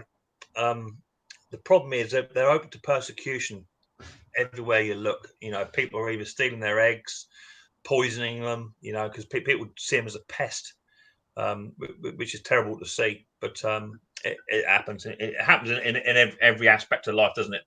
You have something that you treasure and you like, and people try and ruin it. The New Zealand government are throwing 1080 poison everywhere across the national parks and everything, and killing all the native birds. Yeah, just to kill rats and possums. It happens. Yeah, it happens. It happens everywhere. There's a big drive down here about 5 years ago. Farmers were paid to leave 10 meters of their land next to their hedgerows to leave it. They're paid to rest it off for about 5 years, and it's just to bring back all the hedgerow birds, you know, all your field birds and what have you. And it worked for a while, but now money's tight again. They've ploughed it all back up and cut the hedges back again. So it happens. Hi, Den Boy. How you doing? Nice to see you coming in. Okay, yo, I've enjoyed the chat, but I have to check out the dryer. Yeah, well, let's know how you can get on with it. Have a go at it and do a video. That'd be just cool. make sure you unplug it first. Yeah, he'd be all right. He'd be fine. I'm sure it will. Tumble dryers are such an essential bit of kit, aren't they? I mean, I couldn't afford for mine to go down. I've got 6 in my house, and when mine started packing up, I mean, the mother-in-law didn't tell me it wasn't working right, and she'd been running it for about 3 days with no heat going to it. You know what I mean? So, I fixed mine quite quick. Never had a tumble dryer. Have you not? Are you in a flat or something? Yeah. House. I'm in a house. Yeah. Yeah, you're not in a tumble. How to dry your kit and just on the radiators and stuff or what? Oh, we put them on a washing line. Yeah, well, we've got a washing line, but when it gets a bit damp out here, they don't like to come out here. Well, yeah, I mean, it gets aired out, and then they come indoors on an air or something in the spare room now. We've got no gardens, and we've got no front or back garden. We're living amazing out. You can buy these things now. Someone was telling me the other week about it. The dryer. An electric airer or something. We put a tent. Yeah, the dryer buddies. The dryer buddies. They're called. Yeah. I don't know anything about them, but I was talking to a few friends. They said it's quite expensive sometimes to run. They won't last long. The friend was telling me that they were quite cheap, but I don't know. It is what it is. I got solar panels, so a day like today, the missus is out, so the heating's off, tumble dryer's not on, and the sun's beating on the panel, so I'm making money today. So the panels for me work really well. Hi David, how you doing? I can actually I don't have a bill from probably April till about September. I don't have electricity or gas bill. The solar panels pay for it, which is cool. But in the winter months when there isn't a lot of sun, our bill goes up through the roof because the heating's on full belt because the mother-in-law's like 110 years old, and everyone just is a cold person in my house. So what I do if I go out to work at night time is turn the old heating off at night time, and when I come back in, I just turn it on again. Otherwise it's on 24 degrees all night long. You know what I mean? I can't be dealing with that. But there's lots of birds of prey nesting in a suspension bridge near me in Bristol. Yeah, they do. They have to adapt, don't they? They've got to adapt because all their local habitat is just being smashed. And that's the same all over the world, isn't it? You look at orangutans, look at Bengal tigers, all that sort of stuff. It's all being smashed, isn't it? It's all being smashed. That fella's going to drop their mowers off tonight, apparently, not tomorrow now. So I've got free mowers for 20 quid coming. So I'm looking forward to that. Yeah, I like my office to be about 18C all the time. I like my office to be like that. I'm your workshop, you see, all in one. And it's like nice and nice. Not me. No, I don't. If it were me, I wouldn't have the heating on in the winter. I wouldn't have it on. Well, this is not heated. Eh? This is heated through the windows because the sun goes on the windows and it heats the room up.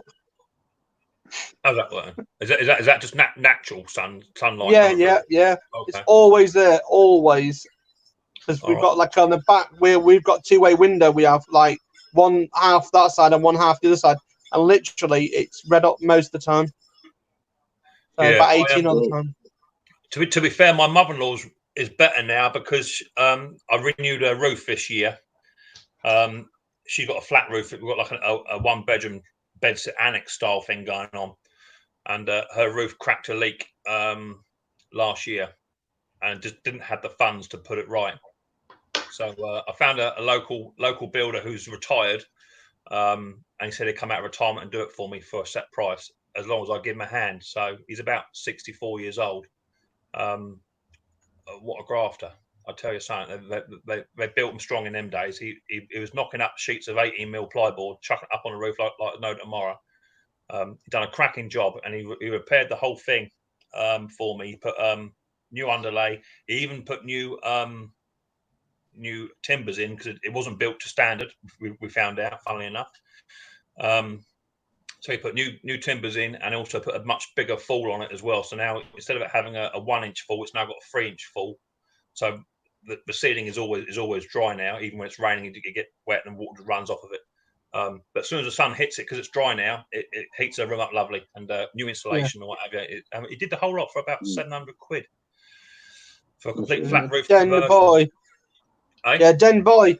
I would suggest to use a hammer on the BT hub at the moment. We had the BT hubs a few months back.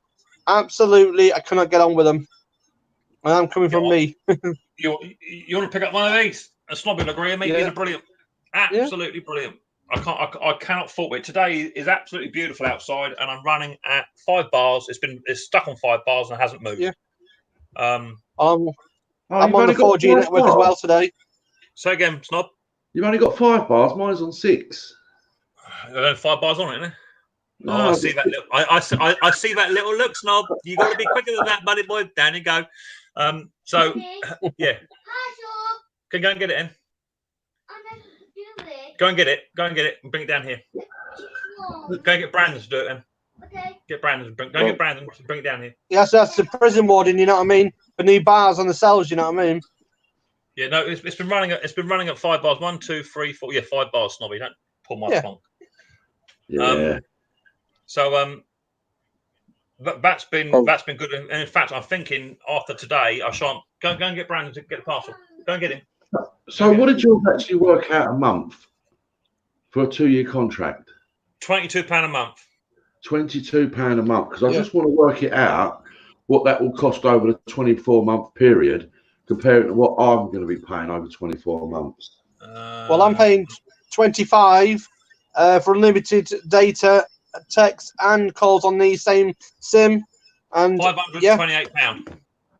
Okay, but as you've got the calculator there, can you work out mine? It's £9 for the first 6 months. Hang on. 9 times 6, yeah. And then £18 for the remaining, what's it, 18 months, yeah? Yep.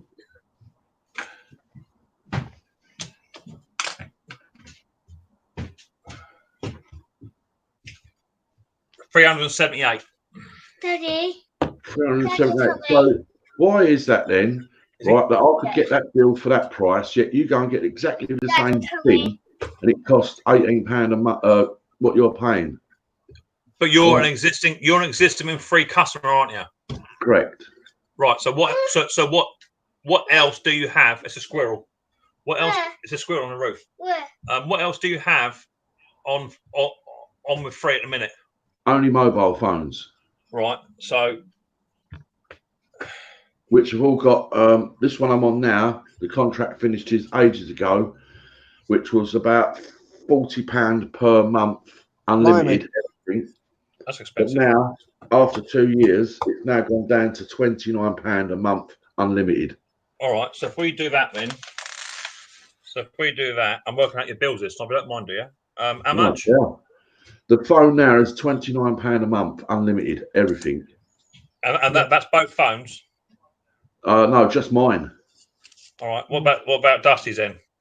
I believe that's free as well, and my daughter's. All right.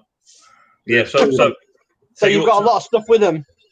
So that they obviously give you a discount because of courtesy, obviously, because you're an existing customer, but you're already paying into their stuff. So I'm paying currently £500 a month on for a year for me, over 2 years for me Wi-Fi. But I've got I'm with O2 on my old phone, which is SIM only, and I get a 35% discount because I work for Network Rail. And all the Network Rail's phones are on O2, so I get 35% discount on that on top.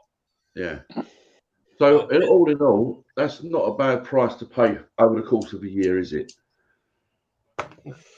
No, not for unlimited, and also I don't just use it just for live streams. I've got my laptop down here now, so if I'm working on something, I need to find an engineering diagram. I need to find software or whatever I can tap. Or if someone just wants to WhatsApp me or hang out me, I can sit and chat to them as well whilst I'm down here. So having internet down here has its benefits. I can also probably bring down my Netflix stick as well, bung that into my PC, and I can watch movies down here as well if I wanted to. Right. And have you got a hard line? Have you got a hard line from the Huawei hub to the laptop? No, all wireless. You've got it wireless? Yeah. Wow. Yeah, it's on 5 bars. Lucky, eh? Yeah, I'm thinking about taking this laptop down to the shed and seeing what it'd be like wireless down now. Yeah, try it. Yeah, I have got an internet cable. Can you bring that parcel down, Brandon? Yeah, I pay £25 a month for my unlimited. It's about £300 a year, really. So I've got a 2-year contract with them. Bearing in mind, I also got Sky broadband indoors and all. We don't have Sky. Well, I've got Sky indoors. That's just what I've got. I'm not particularly happy with it, but there's about 15-20 devices hooked up to that. So that's why I had 2 or 3 options. I could have just run a 200-foot cable, telephone cable on a splitter, run that down off of a Sky one.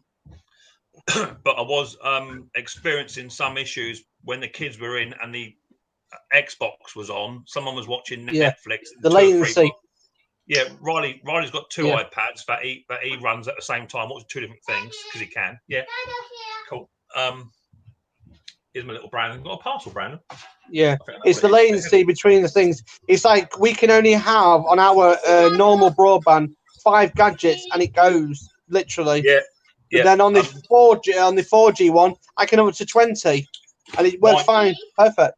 Mine really struggles. Yeah, I'll help. you can help. Yeah, mine really struggles when all the kids are home, and tonight Yeah. Ethan's going to be home, so it's going to be even worse. Fingers, it's going to be even worse tonight. But this working wirelessly has worked fantastic. Wow! Look, Daddy's got a brand new present. So this gets a nice big 350 Extension lead. Yeah, I bought a new one because I made a mistake last year. I've got a nice big extension which I'm running now, but I cut about 30 feet off of it to plug in a security light. And that 30 feet is from the door roughly to here. So I've got an extension lead with an extension lead inside it. On it to run just 2 sockets, and now I better run 4 sockets off of 1 lead. So that'd be better. That was quite cheap. That was Amazonian, 32 quid. Yeah, I paid for that. That was cheap. That's cool. Yeah. As I say, Snobby, like I said, I've had no problems with the 4G network because, like I say, when the BT's down like it is now, and like Talk's completely down in our area, the 4G is working absolutely brilliant. I mean, we can have up to 20 gadgets. I mean, it's only me and my wife in the house, but you put 5 gadgets on the BT, it just goes boom. It doesn't like it. I don't know why. Yeah. And Sky is hideous. I wouldn't have Sky again. Sky is hideous. But it's what it is. It's what I've got, and that's what it is. But this little thing, this little hub here. Yeah. I mean, I've been trialing it for how long now? 4 days, Snobby? 3-4 days? Yeah. And it had 1 jink in the first stream I did, but I don't think it's actually mine. So I think it was somebody else on the panels. Yeah. But it's been running lovely, and I'm super impressed with it. So hopefully, long may it return. And it's worked in all weathers. So Paul was saying you can get also, Snobby, an external aerial for it for about 4 quid. Yeah, 4 or 5 quid from Amazon. That you plug into. You've got to get the SMA connector. It's a screw connector called SMA. It's like a brass connector. You can get up to 10 feet, 20 feet cable with them.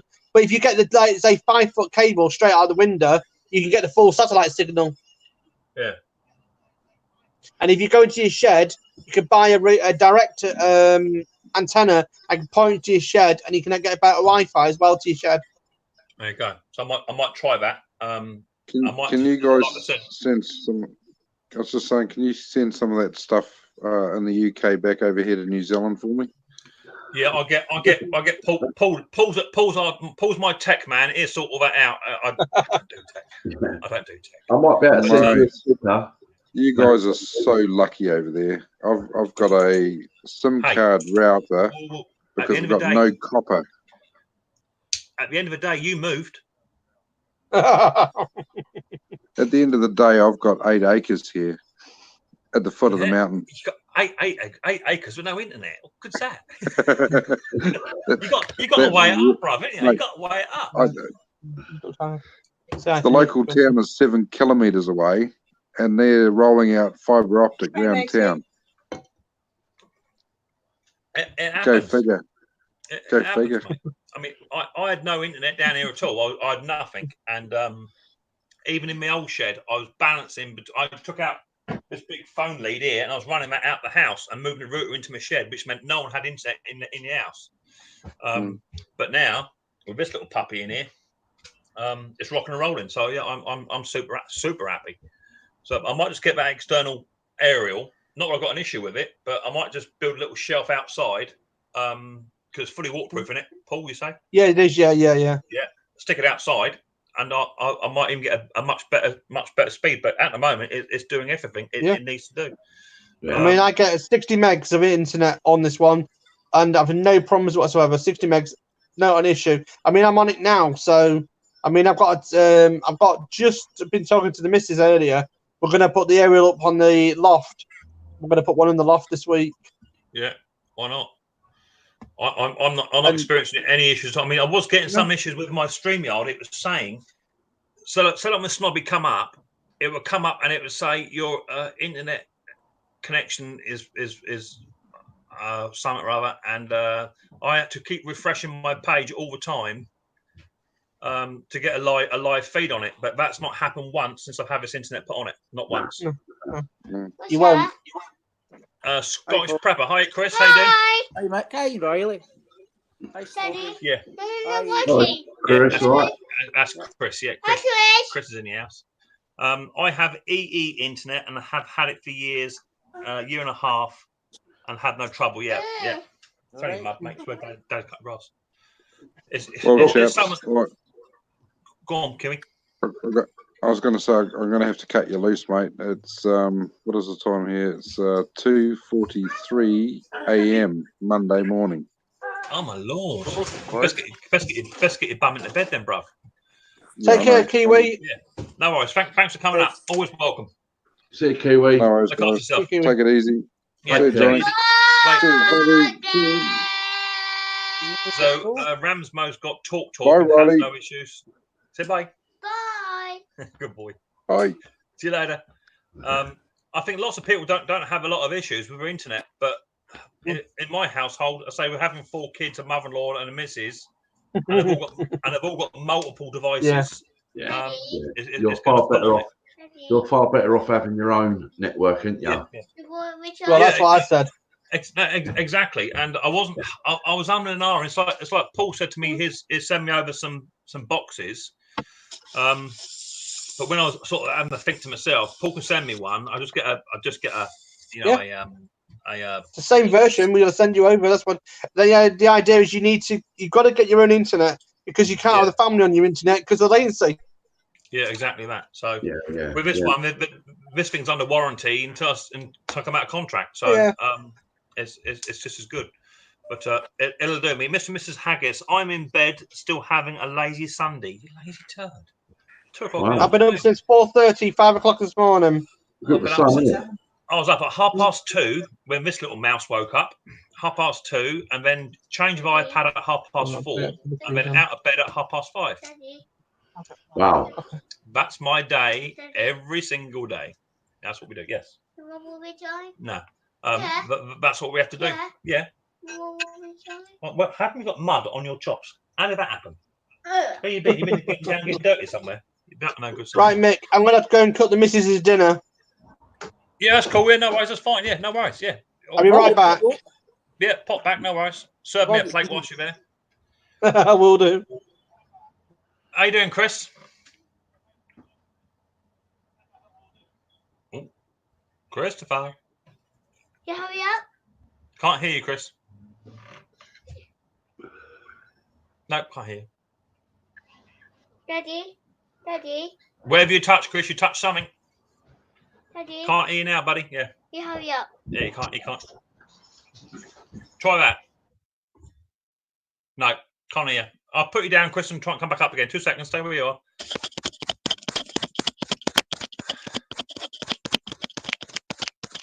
Try that. No.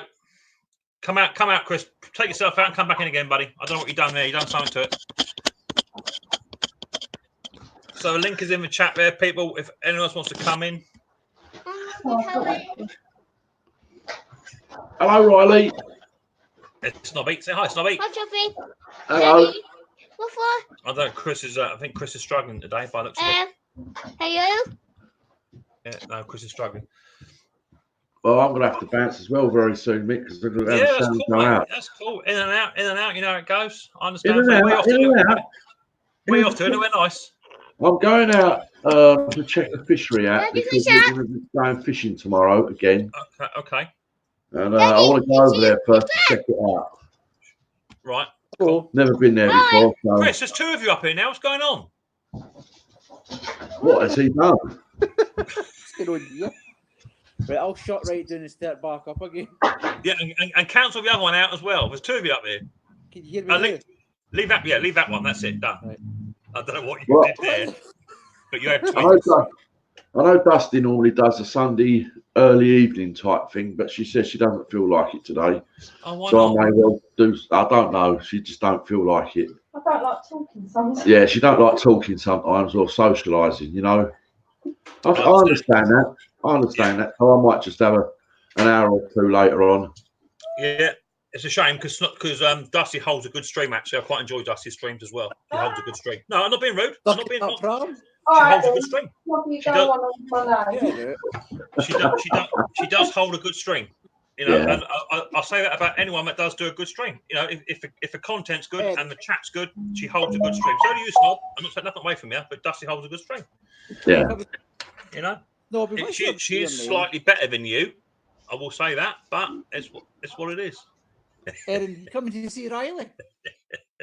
Daddy, Yeah. what's wrong Erin, with you coming Snobby's to, gone. He's back later, I expect. He's going out for a day. Erin, you coming to say hello to Riley? Come on, darling. So I'll put the link in the old chat. There's a bit of space now. Chris has come on up. Feel free. You don't have to have a channel. You can be a viewer. As long as I can see your face, I'm happy. Yeah, I want to play. that's fine. Erin. So just like me and Mr. and Mrs. Haggis are always in bed. Yeah, they're always in bed. You're quite right. Honeymoon period, isn't it? Did you catch much the other day, Snobby? Oh, that's fishing. I don't know. He's gone now. We don't it every day, Ian. I'm just messing, Matt. I'll catch you later, Mick. Yeah. No worries, Snob. It's cool, mate. Yeah, no worries. So how you doing, Chris? No bad, Mick, yourself. Yeah, a bit of a quiet weekend, to be fair. Bit of a quiet weekend. Not done a lot. In fact, I've been busy testing this old this Wi-Fi business and what have you. Been busy testing that and testing my new camera. So I've been busy testing that.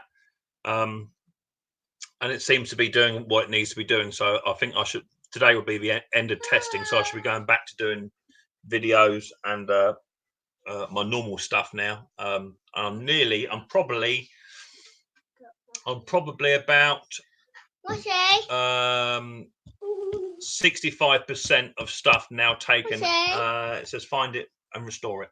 I'm pretty much about 80%, 75% now moved out of the old shack. So I've just got some bits in there, which is, do I keep it or do I throw it, sort of thing.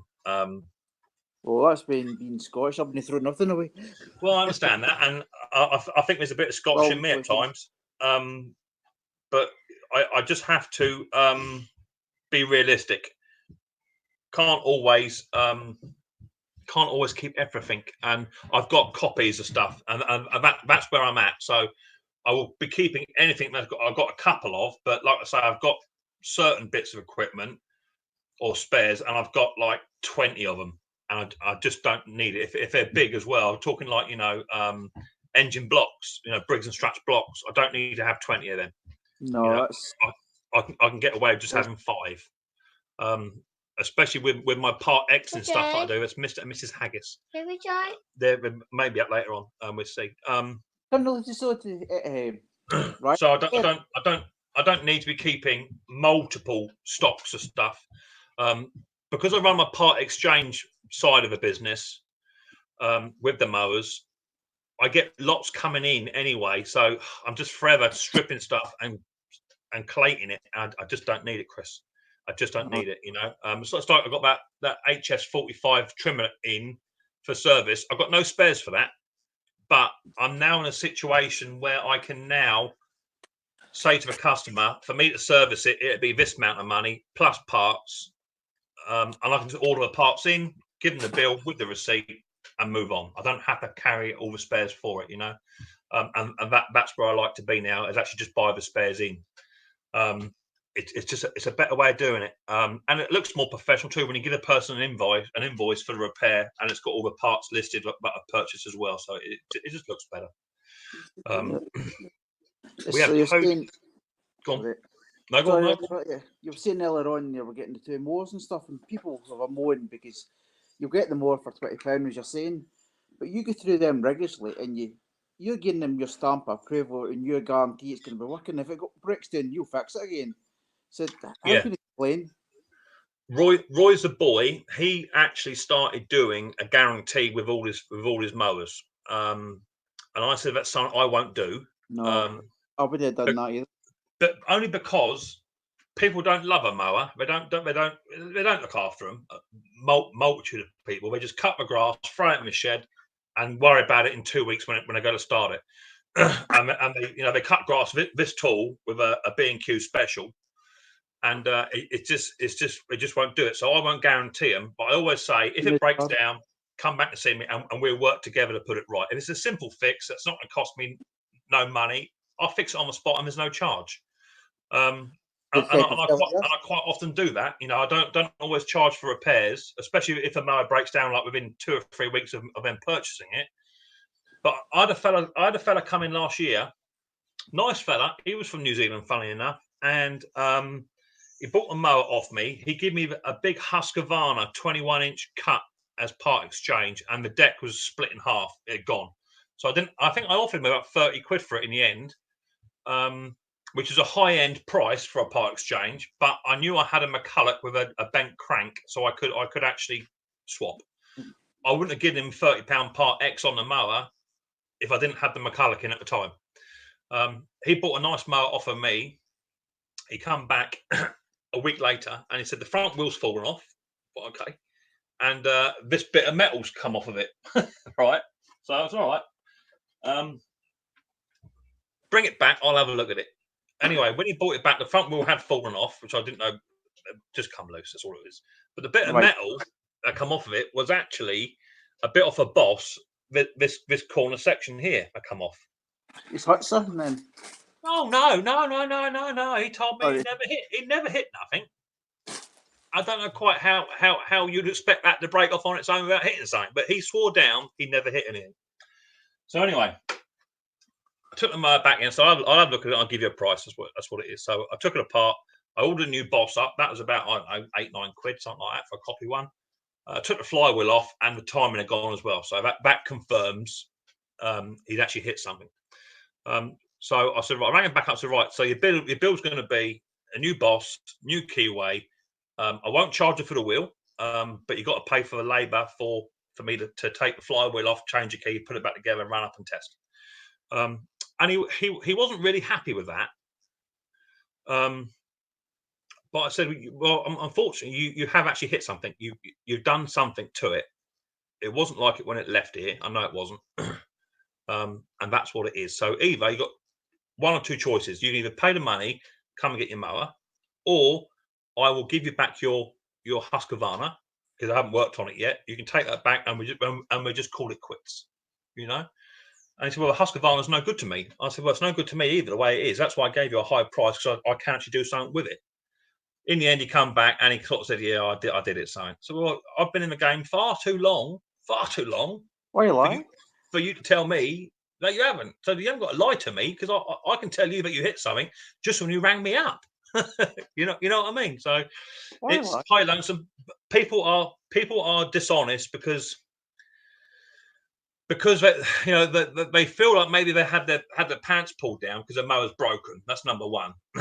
That's how they feel. They feel being sold a duffin because a lawnmower should work like a rotavator, maybe. I don't know.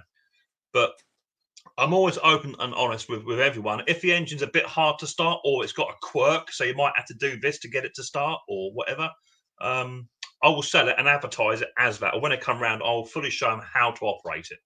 I had one lawnmower. You had to Tecumseh. You had to prime it about 10 times, and then with a dead man, you had to pull it in, let it go, and pull it in again. It's just because the cable wanted doing. That's all it was. I run WD-40 down it. I run grease down it, all that sort of stuff. And if you pulled it twice, and then pulled the cord, it fire straight up. And that lawnmower's never ever come back. The bloke's happy with it. So some lawnmowers do have a bit of a quirk. I've got a Ryobi in here. It's got a carburetor issue. I know it has, but I can prime it 3 times, pull the cord, and it starts every time. Right? If you run up down the garden 3 times and your grass box is full, you stop it, you empty a box out, you come back, put it on, pull the cord, it won't start. You prime it 3 times, it'll start. So unless I can sort out the carburetor, and I've done the carburetor, I've done it. So it must have a carburetor issue. And I've drilled jets out. I've cleaned it. I've sonic cleaned it. I've done everything to it, and you've just got to give it 3 primes. So I should sell it to somebody when I get a box for it and say, whenever you want to start it, you must give it 3 primes first. It's as simple as that. You know, it's a quirk. I can't have it sat here again all next season doing nothing. It's got to be sold, but it'll be sold as you prime it 3 times, it'll fire every single time. If you don't prime it, it won't start. You know, it's just normally it's just says on them times anyway, does it? No, some of the primer says press them 3 times anyway. Yeah, but generally you would think when it gets warm enough, it should feed itself. Yeah. I might investigate it. It might be something in the tank. Maybe the tank's got a bit gummed up inside the pipes. It could be that fuel delivery issue. But I've had a carburetor pass, and you know what I'm like with carburetors. I'm quite good with them. You're fastidious with them, you.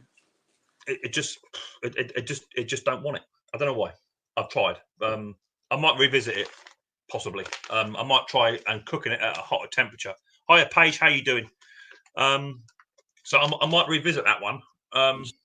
But I'm always honest, and you got to be honest. You can't muck people about selling bits of equipment that ain't quite right. It's not right, and you shouldn't do it.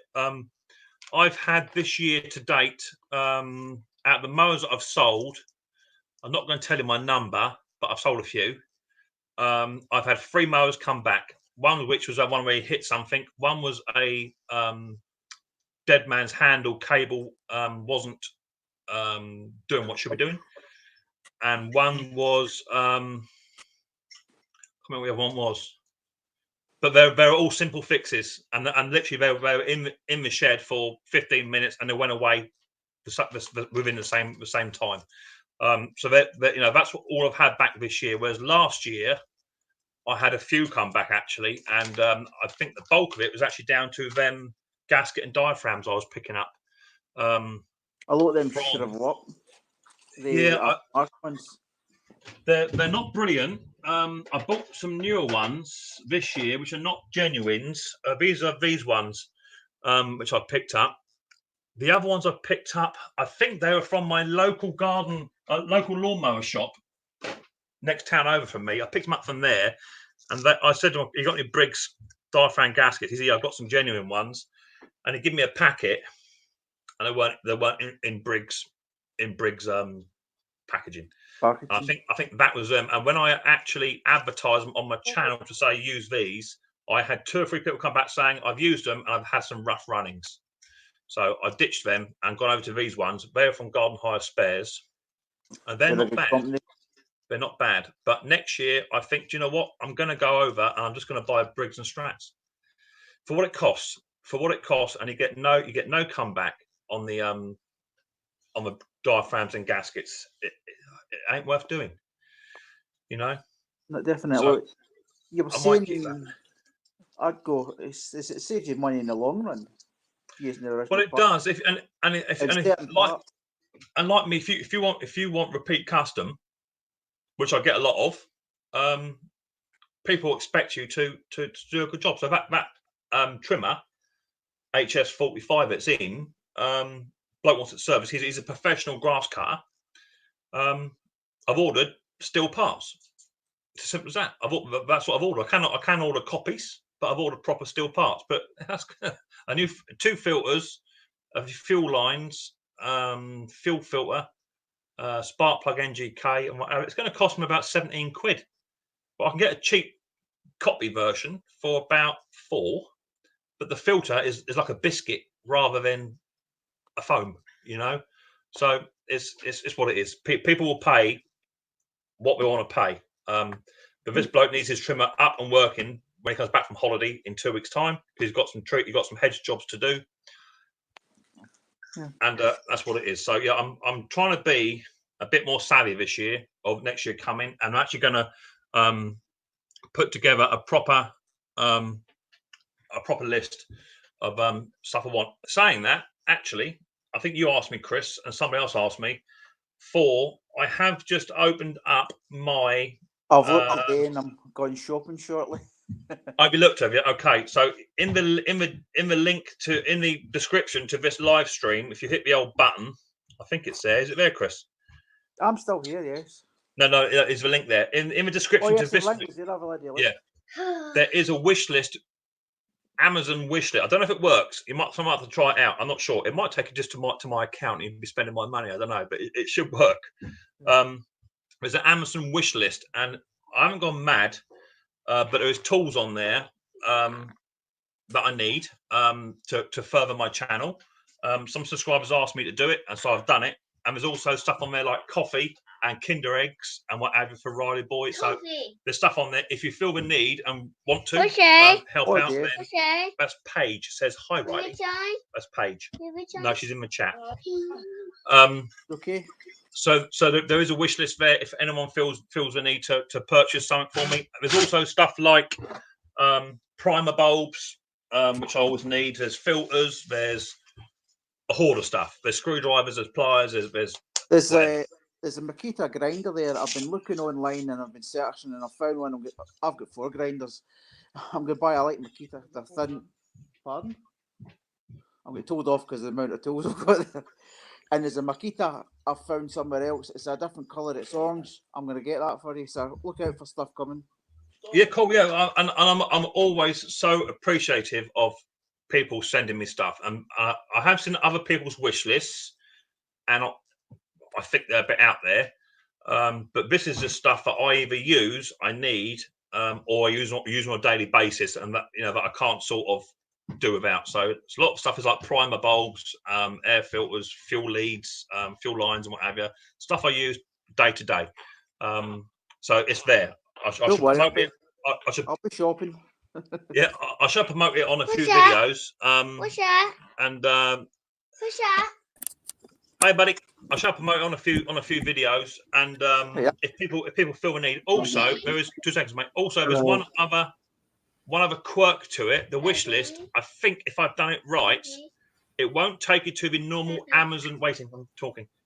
It won't take you to the normal Amazon website. It will take you to the Smile Amazon website. It is exactly the same thing. It's the same website, just a branch to it.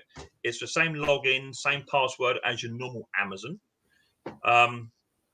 But it should, if I've set it up right, for every purchase that someone makes, not only will you be sending me something great or Riley, but Amazon will also donate a percentage to the same charity that Riley is supported by as well. Oh, that's a good. Okay. If it doesn't do it for you, and when you purchase that, if it asks you for a charity, if you punch in Smith McGuinness Syndrome UK Foundation, it'll come up. You tick the box, and it's done. And then going forward, every time you purchase off of Smile Amazon instead of Amazon website, they will automatically donate a percentage over. It don't cost you a penny. I do it every time I buy. I don't buy on Amazon. I buy on Smile Amazon. Yes, buddy. Who's that? Riley said. What's your name? Me, Chris. No. All right. Oh, me. Eli. Eli. Hi, Hi, how you doing? I got a question. Here he is. Hi. You How you doing? Hi. Why did we tell you? You can choose to donate money to. I'm sorry. What did he say? He said, "What are you doing FaceTiming? Because you're on Face- live stream." I'm hanging in there. Just come in, come say hello. Oh, Mummy. Mummy will be back soon. She'll be back soon. I got a question. I got a question because the little like a little string thing, where you pump the mower and everything, it's giving me a hard time. The pull cord. Yesterday, yeah. How do you fix that on your own without one of these? Without costing any money? Because they want to charge me like $60 just for the cord. Whack it at that. Just whack it. Over to Yam. That's easy. I could just go get a rock and go bam. So what is it? What is it actually doing? It's just stuck. It's stuck, and they want to charge me $60 just to service it. No, so what it should have depend. I mean, I don't. What lawnmower is it? I don't know. Okay, so if you go to one of my videos, one of my latest videos, not the Halloween one, my email address will be there. Take a photograph of it, send it over, and what have you. But it should be standard 3 or 4 bolts on the top. Oh, I see. Okay. Should release the pull cord assembly. Were you cutting grass with it, Eli? Well, yeah, I was cutting grass and like Long grass. it was dry. I was cutting grass and all of a sudden, like it stopped. Well, you could have jammed the blade.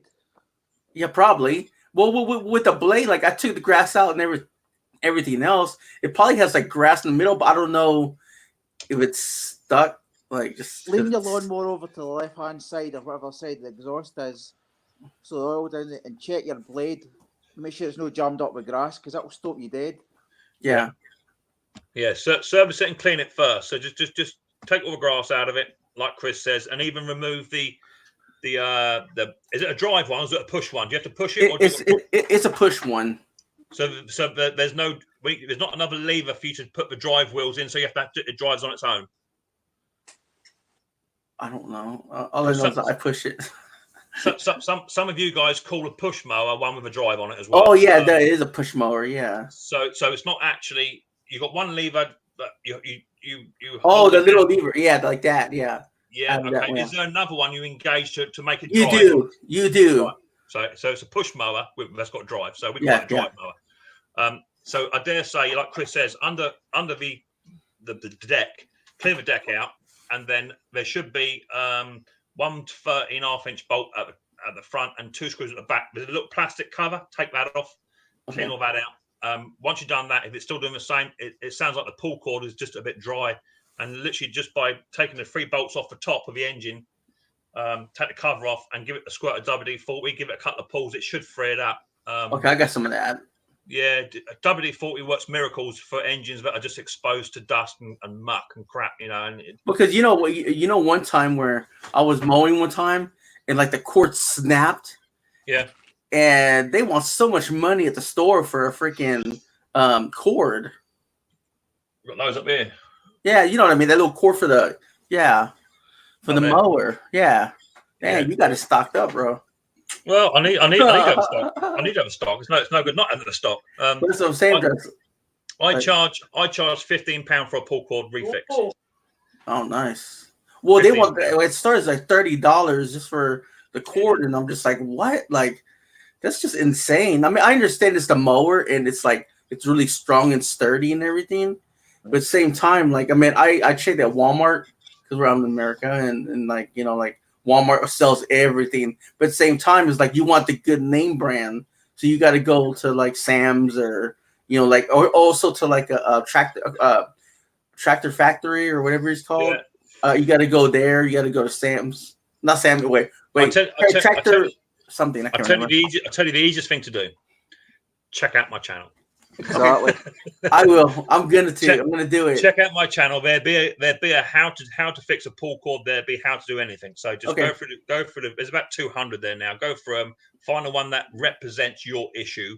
Yeah. And they are pretty much the same. Whether it be a Honda, whether it be Briggs, or whether it be a Tecumseh, they're all pretty much the same. Okay. And I'll check it out later. With a standard set of tools, you'll be able to overcome the problem. And go from there. It's simple. Okay. Pull cords is generally, unless it's something severe, like checking your oil. If you're a bit low on oil, if it's a bit hard to pull over, could be because you're a bit low on oil. I'm going to have to go, Mick. I'll see you later on now. Yeah. All right, Chris. No worries. No bother, mate. I understand, mate. No worries. All right, Chris. We'll see, because like I mean, like I grew up with my dad. I grew up with my dad, and he cut. He used to cut mower grass for people, like and got paid for the course, and like he did most of the lawnmower keeping for the mowers and everything. Mm. And me, I'm just like clueless at it.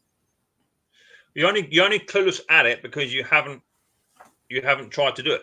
Oh yeah, and I haven't, to be honest. I don't know what I'm doing. Well, how do you think I learned? By just taking it. Yeah, you probably just learned by taking it apart. Exactly. I was on a debate. I don't know, Chris hasn't come out of the stream.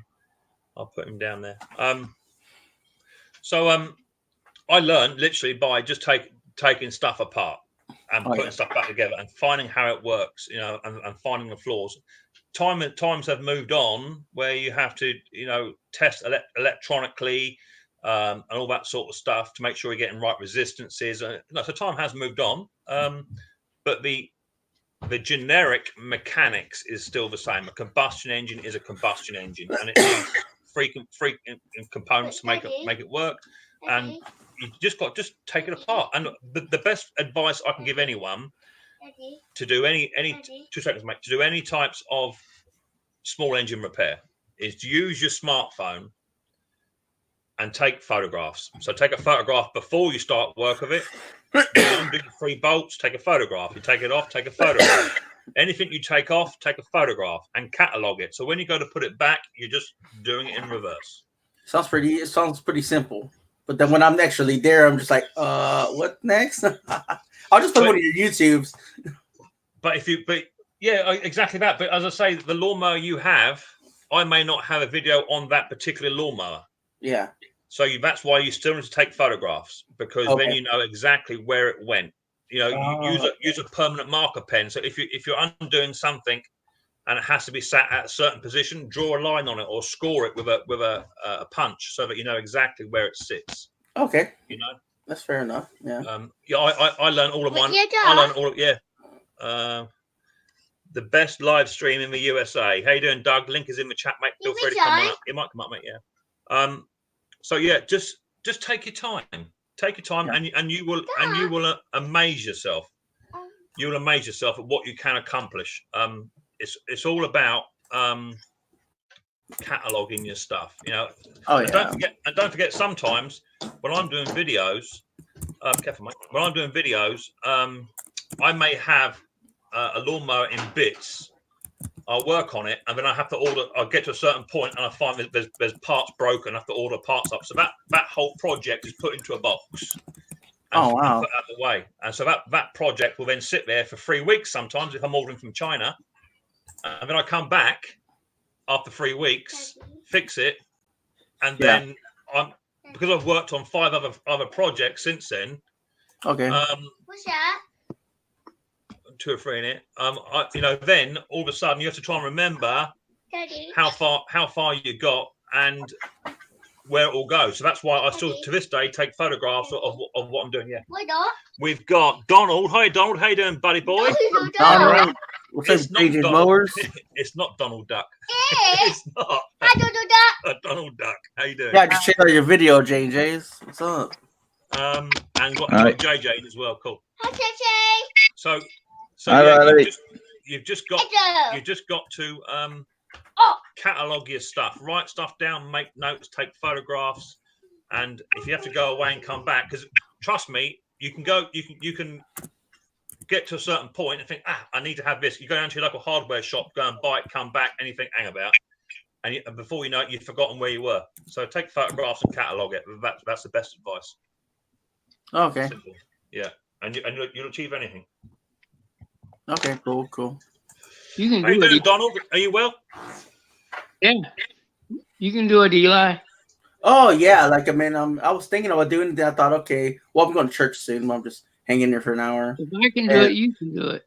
Yeah, man, because I'm thinking about because I'm just like, oh man, I don't want to spend no $60, $70, and then they want to charge me extra. I'm just like, that's expensive. I wouldn't pay that money. I wouldn't pay that money. Yeah. Simple. You don't see me buying a brand new lawnmower, do you? That's expensive. They're like what, 60, 80, $120 right there that I can't afford. I sell hundreds of mowers a year, hundreds. Damn. And that's not bad. All I do is as a lawnmower comes in, I think, that's quite a nice mower. I might keep that. So the one I've been using, I'll service it, bump out, and keep this one. And then next week, another mower turns up. Oh, that's even nicer. I'll keep that. I upgrade that way. But you don't see me going down to Honda or down to Hater and saying, yeah, that brand new 56 Pro, I'll take that for like 1,200 quid. You know, it's not going to. Yeah. Still, it's road robbery, like how they charge people just for a little fix, knowing that you can do it yourself. I mean, I disagree. Okay, I disagree with that. Yeah. Because, and I can defend it. Okay. Yeah. When you have a water leak in your house or a gas leak in your house, you pick the phone up, don't you, and you go through. I think you froze.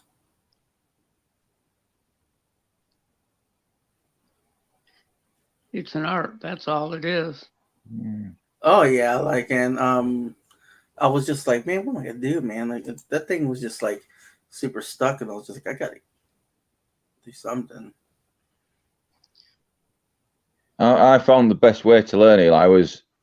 I basically watched my father do it, and you just learn by taking it apart, and it's common sense. So the last bit you take off is the first bit you put back on something usually. Oh yeah, because knowing my luck, I take it off, and I'm just like, what goes on right next? I'm just like, great. What I first started doing was when I took it to pieces. So I would put the first piece I took off down, and then I'd build it down. So the last bit I put down, then I'd pick that on first and work backwards. Oh, I know what you mean. Okay. That's how I did it.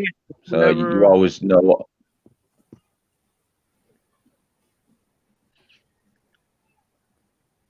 What happened? Oh. Hi, Doug. What's up, y'all? How you doing? What's up, Bill? JJ? How you doing today? Donald? All right. How's it going, brothers? How y'all doing? I need to sub to you guys. I'm good. I think Mick's done a run. There's the best tool channel on YouTube right now. Coon Trucking. And Yeah, well, Gardens. He has broken it. What happened there? Bro. For some Where'd reason, you go at? The host is gone. Yeah, Nick kicked himself out. It jumped. It jumped over to my Wi-Fi indoors, which is a really weak signal. It come off my shed internet, and I don't know what happened there. Really weird. But this internet was working fine. But I just checked my internet, and it's working off my Sky one. So I don't know what's going on there. Really weird. So what I'm saying is, if you have a gas leak or water leak or something in your house, and you've got to ring somebody up to come and fix it, you will pay whatever it needs to be to get that problem solved. Oh yeah, of course, okay. Yeah. And that person might have to get out of his bed at 2:30 in the morning to come fix that. And it's worth the money because I mean, exactly, you gotta. I mean, if that person knows what he's doing, you're gonna have to. You're gonna say, okay, cool, thanks. Because if not, you're gonna have to research it and do it yourself.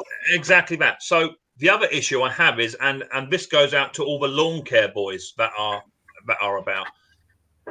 Their prices change from state to state, town to town, village to village, right? Some people charge £15 for a standard cut. Some people charge £55. There is no standard for lawn care. So an electrician or plumber will charge you £50 an hour. A mechanic would charge between £50 to £80 an hour labour. That's what it is.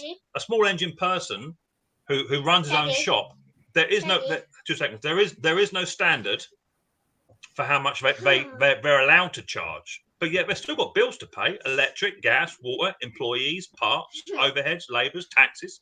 So they've got to pay it. This is why it's cheaper, in my opinion, and better to go to a back street garage or back street lawnmower mechanic, similar to me, because they don't have those overheads. But if you take yours down a shop, as soon as you push it in that shop, the man's got to pay for electricity to power his tools to fix your machine, or he's got to order more spares in, pay extra taxes and everything else. So that's why they're charging the money. Yeah, I know. So I will defend them, because some people are really good mechanics and they're not charging the right money because people don't want to pay it. But if your car breaks down, or let's say over here we have an MOT test, do you call it something different? An inspection on your car? Yeah. Well, when my van goes for MOT next month, which is due, no matter what the bill, I've got to pay it. If I don't pay it, I don't get my van back. So if they want to charge £89 an hour labour, that's what it is. But if my lawnmower breaks down, I'll fix it myself and save myself some money. Oh yeah, so but you've got to figure it out. Mechanics.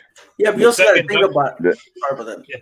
You also got to think about it. Is that at the same time you need to buy the part too. So you're basically paying the same thing as you're paying the person, right? Yeah. So basically, it's all about necessity, isn't it? It's all about necessity. We buy all these tools and gadgets and bits and pieces, and it's a question of, do you really need it? And if you do need it, how well has it got to work? Oh yeah. So some people like to run the top gear there is, especially in the lawnmower industry. They like to run the top gear, but guess what? It's like anything, like a brand new car. If you have a brand new car, you don't want to have copied parts on your car. You want main dealer parts. Oh, exactly. You're going to pay. Then you got to pay main dealer price. Yeah, and I would too. Because you know what? Imagine if you paid the cheapest price and your car just gives out in the middle of the road. You might as well pay a good price for your engine or your whatever. Yeah. I mean, so there you get better quality. Yeah, it's just what it is. So it's difficult and it's politics. I know some people that work their backsides off cutting grass and cutting lawns and hedges, and they're charging bottom rate money because people will not pay top rate prices. In my opinion, if they don't want to pay the top rate price for what I want to cut a lawn, go buy yourself a £300 lawnmower and go and cut it yourself. Well, you know what? I mean, it's hard to cut grass because you know what? When I cut grass, I'm beat at the end of the day, and I know the feeling of is the money worth it? Yes. If not, you're gonna have a cheap piece of junk, and you're gonna be working twice as hard. Yep. To cut that yard all day long. All day long. All day long. And it's better to pay that quality, the quality of a product, so there you can get faster, but you can get done faster. Not only that, but looking at it on reflection, I currently run a Hater 48 Pro. It's got a 56 Pro engine on it. Oh, wow. So it is sort of 48. Technically, it's the same engine. But that engine I purchased just for the block itself for 30 quid. Doug helped me fix it. Yep. It was a seized engine, and it was categorized by the main dealer as being terminal. The engine was done. It took me about 5 weeks, start to finish, and I rebuilt the engine. I rebored the cylinder and put new piston rings in, and a new crank rod, and all the rest of it, or new piston rod. And that engine is now running, and it cuts beautiful. It's a tad smoky. I think I know what's up with it, but I just cut my grass down. I've got lovely long stripes up my lawn. But the big thing is with it is if you're going to pay somebody to come over to your house to cut their lawn with your mower, and you're using a Hater 56 Pro version mower, you've only got to hit something solid and smash your engine. Yeah, that's your engine done, but at a cost of £1,200. So that's why you should pay the decent money for lawn care. Because people, you've only got to go out there once. I mean, Shane's just come in the house. He's got big ride-on mowers. If he hits something solid with that and totals his engine, not only is that engine done, he's then got to pay to put it right, and all the customers he's got for the next 3 days to go and cut. He's then got to subcontract that work out to keep his customers. How much do you charge if someone goes up to your business? How much do you charge them? Charge for what? For to fix mowers and everything. It's okay. So it's all dependent. Okay, so straight off the bat, the first thing I let the customer know is I charge a standard inspection fee.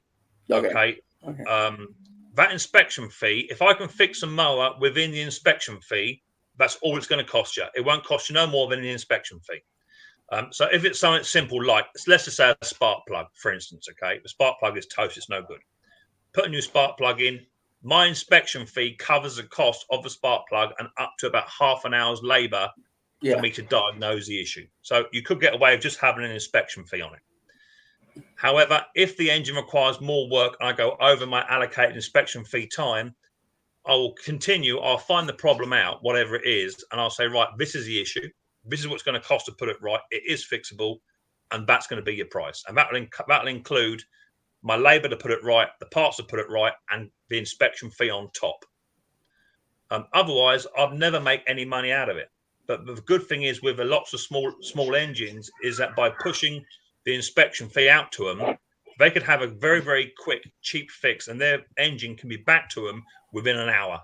Or they sit here in the garden whilst I fix it, and it's back within 5 minutes. Wow.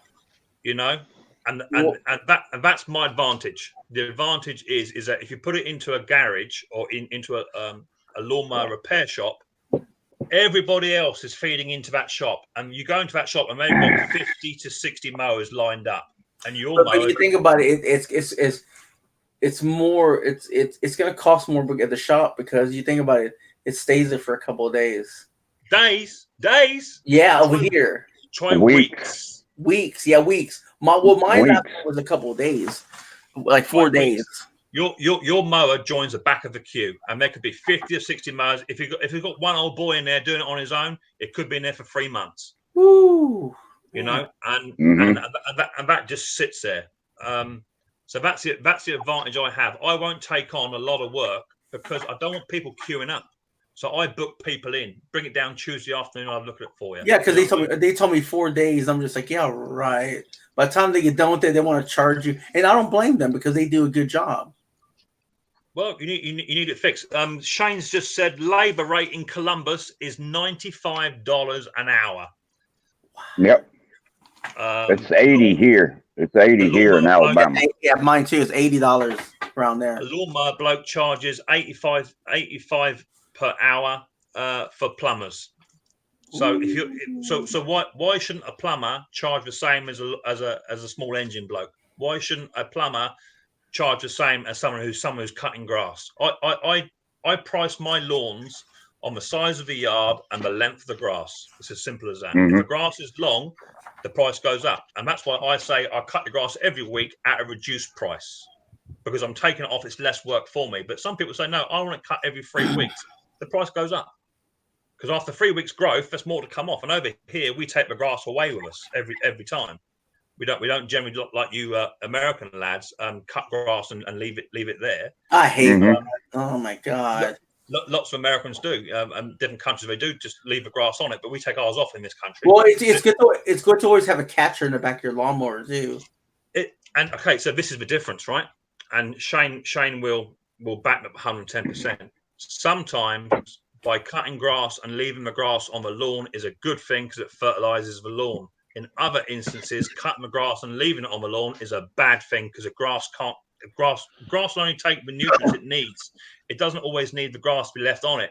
Sometimes it does it more damage to leave the grass on. So it's best to take it off. Yeah, because it gets thicker and everything that could mess up your lawnmower. And that's why a lawn care bloke has a right to charge the money, because he's not just cutting your grass, he's taking care of your lawn. It's a profession. It's a profession. It's a skill. You know. That's what we do, yeah. But that's why I will defend them. They're not just going out there with a lawnmower, hacking someone's lawn to pieces and charging $45 for the privilege. You know, they're actually, at different times of the year, the lawn requires different services. It needs aerating or what we call scarifying. It may need fertilizing. It may need weeding. It may need seeding. And these lawn care boys will tell you at what time of year that needs to be done to bring your lawn up to the fullest. Oh yeah. So it's. I know Shane was banging on about it the other week about prices of lawns and what have you. Some people in certain areas just won't pay it, but either pay it or cut your own grass. It's as simple as that. Shane's just said 3 weeks growth in the spring. I wouldn't touch it. It's as simple as that because it's too long. And that's why. That's why. Yes, Micks Mowers mug. That's why over here, if I have to cut a lawn every 3 weeks, it means I may have to triple cut it. That's why the price goes up. And I wouldn't cut it with a roller mower. I'd cut it with a rotary mower as well. So rant over. That's my rant. The thing is, in the state, lawns are so big, you would, definitely. The lawns are bigger in the States, and you can get away with it, but you need to cut it regular. You couldn't cut, like Shane says, you couldn't touch a lawn after 3 weeks because you're killing the grass anyway. If the grass is over 3 inches long, 4 inches long, you're going to be killing the grass anyway. The grass is already dead technically underneath. Okay, so you're saying you got to let it grow a little bit more than that 3 inches then, right? Because it's hard to cut the grass. It all depends. You see, lots of over here, Shane would tell you that I cut my grass way too short. My grass is only this long. Oh, okay. Right? Okay. Over in the States, it must be about 1.25 inches. Yeah, it's about the right height for grass. It's up to your shoe, on top of your shoe. Yeah, and a nice thick lawn. But over here, we have not the temperature you guys have, so therefore it doesn't get as hot, so our lawns don't die off. In America, it gets red hot. That's why your grass is slightly longer. Keeping the nutrients in there. So it all depends on the climate as well. Yeah, because when my grass, it grows like a jungle if you let it. Yeah. Sorry about that. In August, I had to water my grass because we didn't have no rain for weeks. You know, so I had to put the water on it. You know. Yeah, exactly that. You're paying for a service. You're paying for a professional. And there's lots of weekend warriors out there that only do it at weekends for a bit of extra money on the side. They hitch up their trailer and go and cut eight or nine lawns over 2 days, and just to bring on a bit more money. They're not lawn care. They're just cutting grass. Paige says it's because people don't understand anything you do, and they're cheap. Exactly right. Mm-hmm. People want rock bottom price. If you want a rock bottom price, you're only going to get a rock bottom service. It's as simple as that. I mean, poor old Shane. He loads his trailer up every day. He puts on two ride-on mowers. He's got blowers. He's got trimmers. He's got weed eaters. He's got all that stuff. Where do you think the money for that comes from? Yeah, exactly. Yeah. He's got. What about the new ones? He's got haul ass every single day of the week to turn that over. Now, let me ask you a question about that. Like, when it's Doug, right? Let me ask you a question about that. Like, but do you have? I know you have like other people you have to pay to as well, because I know it's hard to just do it by yourself. Is that true? Of course. Labor's hard. Yeah, of course. Well, yeah. Shane's got a fella who works with him. He's got to pay him wages. And what's he do at the end of the season? Does he lay the man off? No, because everybody's gonna need something. Yeah, so I bet you £1. Shane pays that man a paycheck 12 months of a year. I bet you £1. Exactly. Because there's still work to be done, and whether it be servicing equipment, whether it be touting for more customers. Exactly. Man still needs a job. Somebody like that, you know, if I got somebody with me as a business, okay, I will pay him salary. Yeah. You know, $500-600 a week. Shane's just said he pays him all year round, 12 months. Yep. And that's even in the downtime. But that's hard work. Grass cutting, landscaping. It is terrible. I'm sorry for interrupting you, Mike. I'm sorry. You carry on, brother. It is hard work. It is hard work, and even in the hot sun, it's like. Hey. Honest work. Honest work. So why shouldn't they get a good for a hard day's work? Why shouldn't they get a hard day's salary? Exactly. That's right. So if you're running, and it's the same. If Shane lived near me, and his machine went down, he can't afford downtime. He can't afford that. Downtime is worse than a breakdown because it means he can't cut. So he would expect that machine to be fixed either on the spot or call out. There'd be a fee for that. But hell, I have to make money too. You know what I mean? Exactly. I don't mind doing favors, you know, and helping a man out. Definitely, I don't mind doing any of that. But at the end of the day, I still have to run my internet. I have to run my tools, replace my compressor. But it depends on the favor too. If it's a big old yard and everything else, then the favor is not just going to be half of that favor. He's going to have to pay something. Exactly. But what most lawn care people like is a good size medium lawn that they can run over once a week. They can mow and go, run it around with an edger, blow it, cut it, load it up, move on to the next. They don't want this grass to be this tall and all rutty. And, they like to mow and go. Let's get on to the next. Let's get these 20 lawns done today. Because if it rains, they're down. The downtime.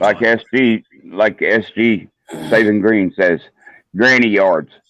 If they could get those granny yards where they could knock out 15 to 20 of them a day, that's easy money. Yeah, easy money. Now, Doug, I mean, like, I know probably it rains and you're probably everybody's bummed out when it comes down to rain in your profession and stuff like that. But there probably has to be something done still while it's raining. Like, of course, well, there is work to do. Yeah, it never stops, and even if it rains, it might give you about one crucial day to get some maintenance done. Because you ain't got time in the height of the season to be running maintenance. You ain't got time. You might have time to check the oil, you know what I mean, and change the spark plug. But what about your blades? They need sharpening too. And these boys are out from first light till the sun goes down. And even some of his boys have lights on the front of their mowers, so that Mum and Word is coming in the house, front of their mowers, so they can actually mow at night time. You know, I've seen it over here now. The seasons have changed over here with regards to the farming community out here. They're now running combines and tractors at 3:30 in the morning because moisture levels, a farmer can lose up to 25% of his profit through wheat and corn if the corn is too wet, if it's too moist. So if they know rain's coming in at 6:30 in the morning, they're out at 2:30, and they've got all the floodlights on, and they've got 3 combines running side by side, and they're getting that corn in before it rains. Mm-hmm. You know, so sometimes my dad was doing 24 hours a day sometimes when he was up farm doing that mix. Yeah, exactly. I've done the same, Jay. Yeah. I've done the same, Jay. I've done the same. Watching the weather and everything, timing is the key to it.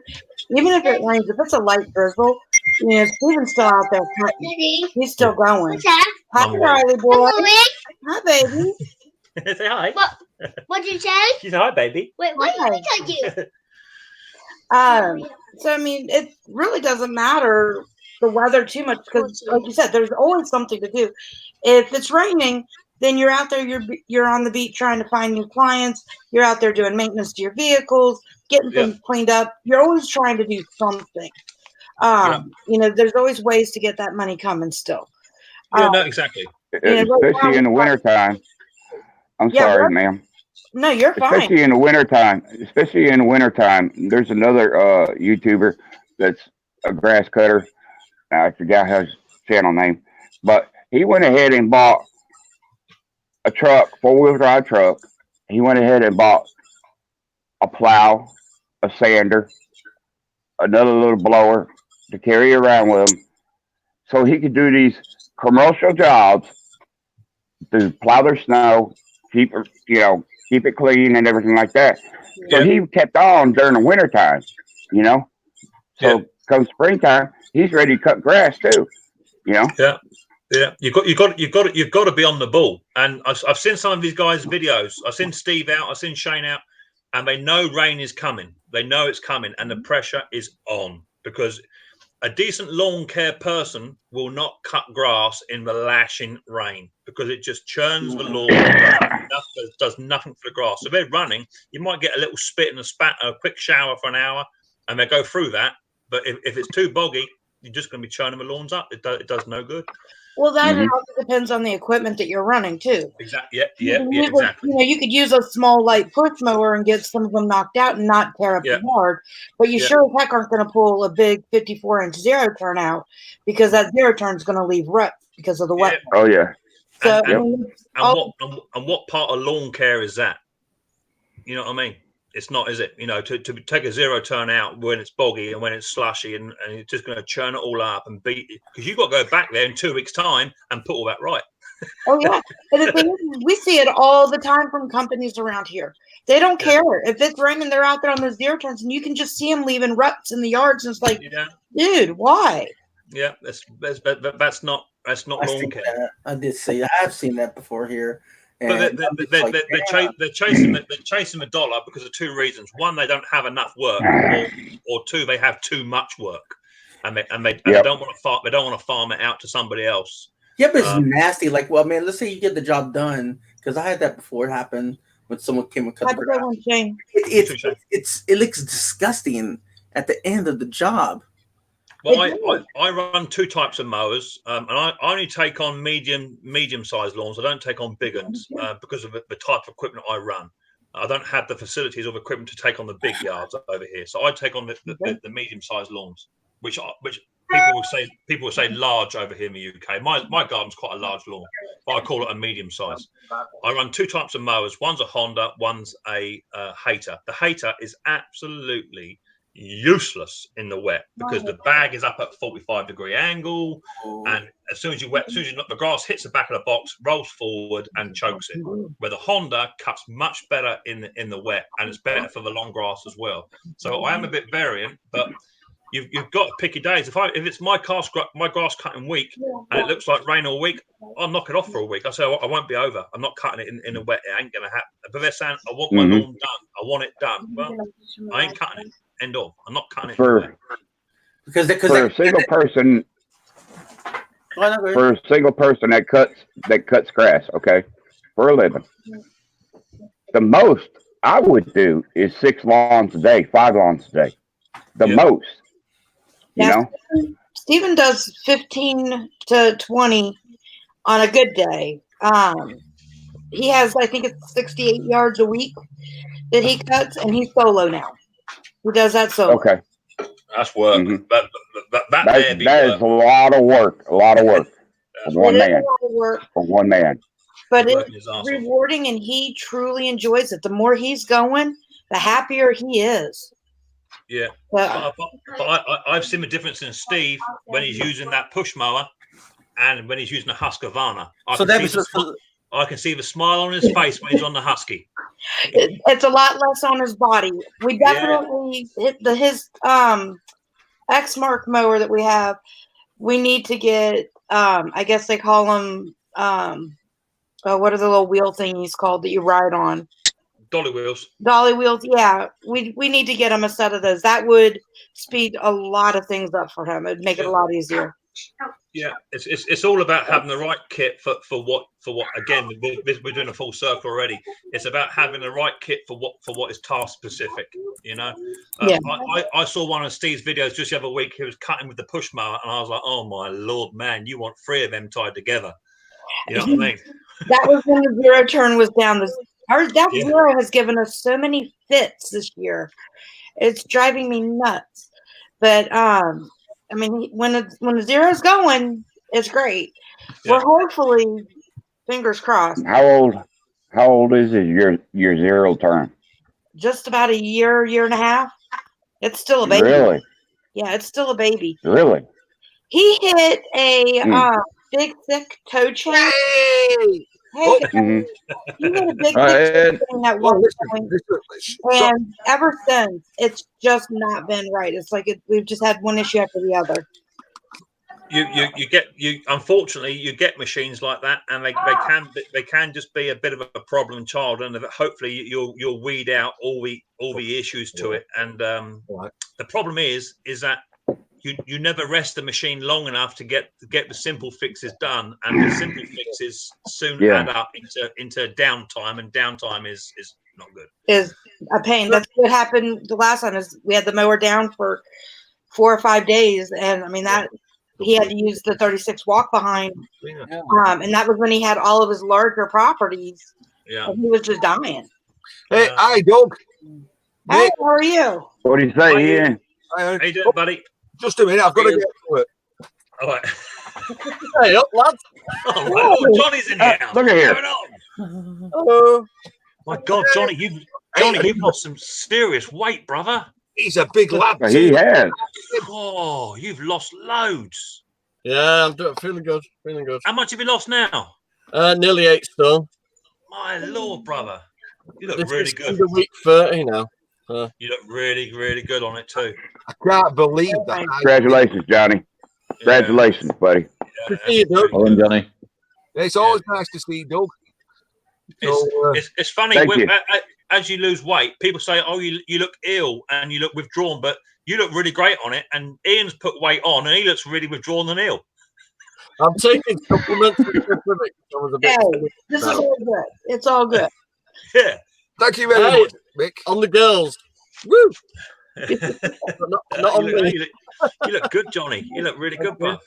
Yeah, my car's now doing the wheelie for Ricky Dove. Yeah, cool. How's your car, Ian? How's your motor getting on? The motor's nice. And Johnny's got the same problem.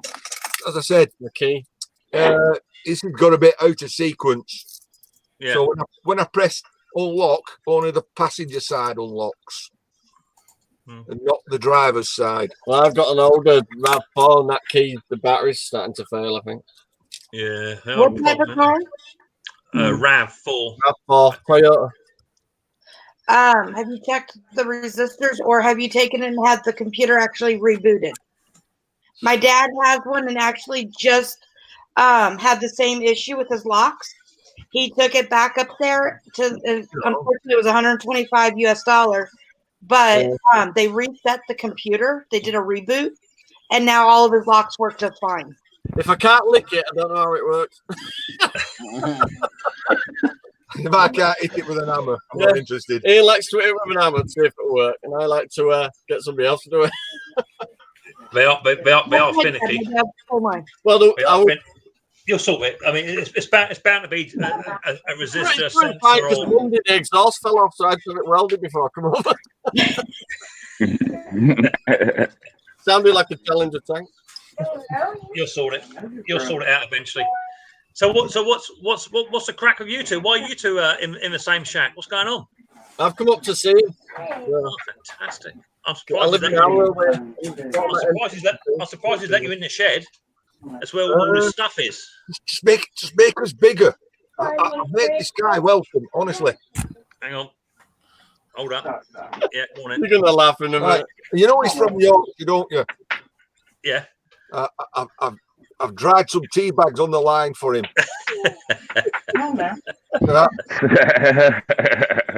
Tight ass. You know that these guys. There's another Yorkshireman watching this, you know. Yeah, there's one up here, lad. Here by gone, make a thump. All right, I'll take my tea bag out and I'll put it in the cup, my cup as well. But I've never put one out online, honestly. I thought that's all you did. No Yorkshiremen did any road. Any road. Any road. Any road. Any road will do. No, that's him now. He's degrading me. And I only speak the Queen's English when I'm online. Do you? Do you, Ian? Yes. What a load of Lancaster boy.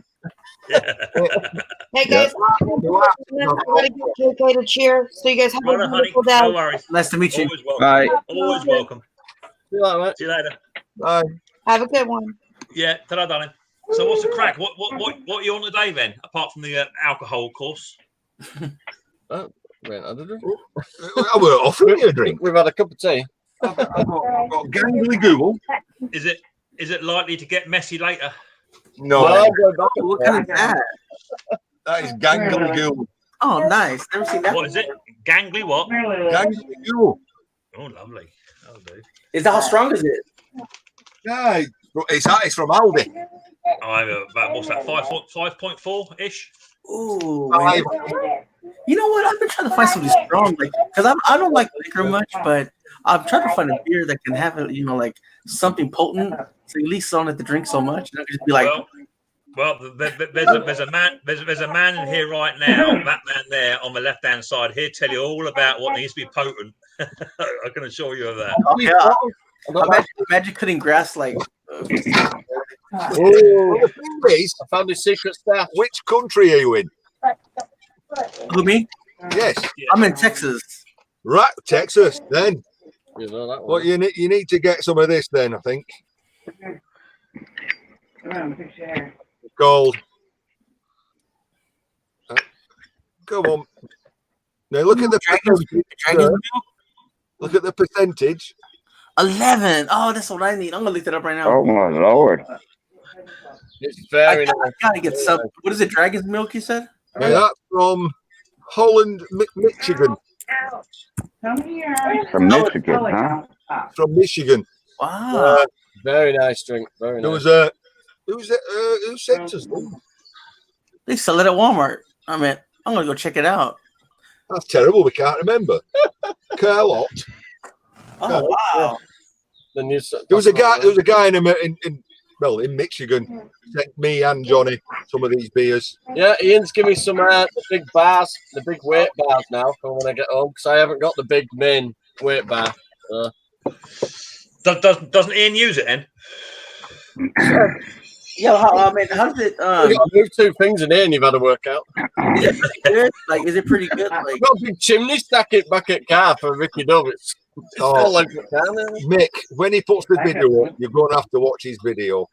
I will do. There'll be a few. We take you to his car now. His car's tipped back like that. I'm going downhill, so it should level out. Well, I'd be surprised Ian hasn't had a catalytic converter out the back of it yet. Dragon's milk. Wait, is it? Ian, is it good? Like, is it very nice drink? Really nice drink. I looked it up at Walmart. They have it, but they didn't show the price online. But it's not a matter of it being the percentage. It's really nice. That is nice. That dragon's milk. When you keep the empty bottle, you know it's nice. Yeah, I think it seriously put you on your ass, is what I think. I went up to I went up to Scotland the other month, and a friend of mine who I was staying with. Hey, Tech, how you doing? She bought me one of those, those selection packs you get where you get like 6 different beers in a box. I don't like them because I like to get into an ale and stay in an ale. You know what I mean?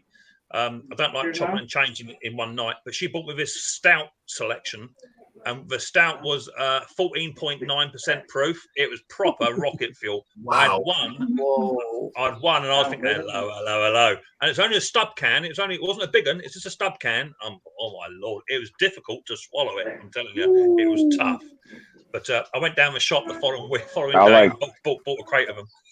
It was nice. Ian, I like over here in the U.S. is Red Apple Ale. I like that. Red apple ale, yeah, nice. I like all ales. I prefer ales and stouts than lagers. Yeah, I like things that taste good. Do you? Yeah. Okay. Ian, your key fob. If you take it to Oh, pieces, you're so pretty. and the PCB board will be damp or wet inside, you just need to Hold on, baby. Hold on. I've done that. On the other side.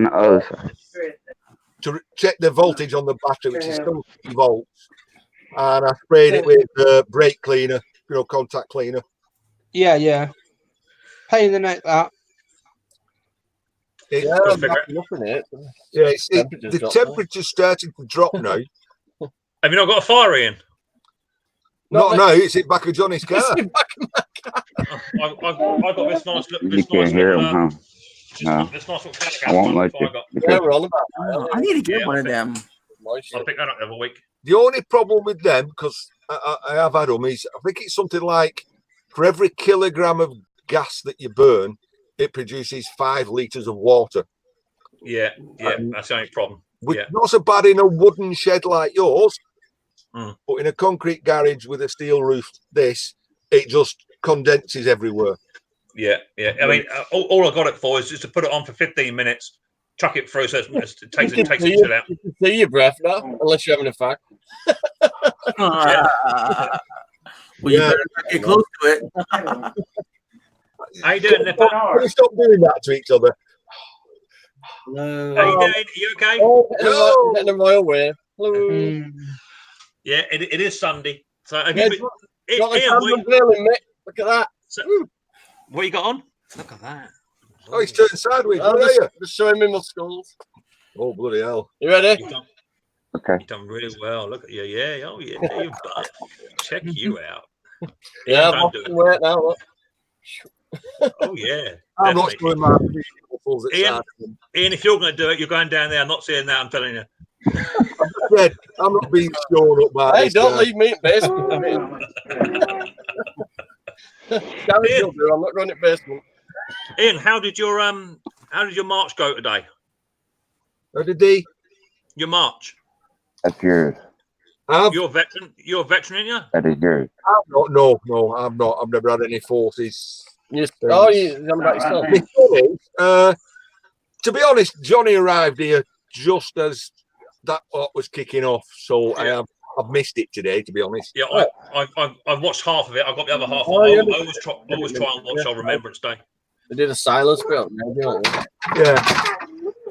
So what happened here is we was on a live stream, and Ricky Duff said he was going to build a wood burning stove for his shed, his garage. Right. Okay. But he was going to build one like what you have in your house. I happen to say, funny enough, I did a scrap run, and somebody gave me 4 broken fires with bits missing off them, like the door had fell off. Yeah. So I said, "You're welcome to have one. Go and look at the video. See if the came back, said it was." Johnny said, who's halfway between me and Ricky. My mum's got a caravan over at the East Hull coast near Hornsey. So Yeah. I can go past Ricky's on the way. So. Cool. We won't be getting it while about January.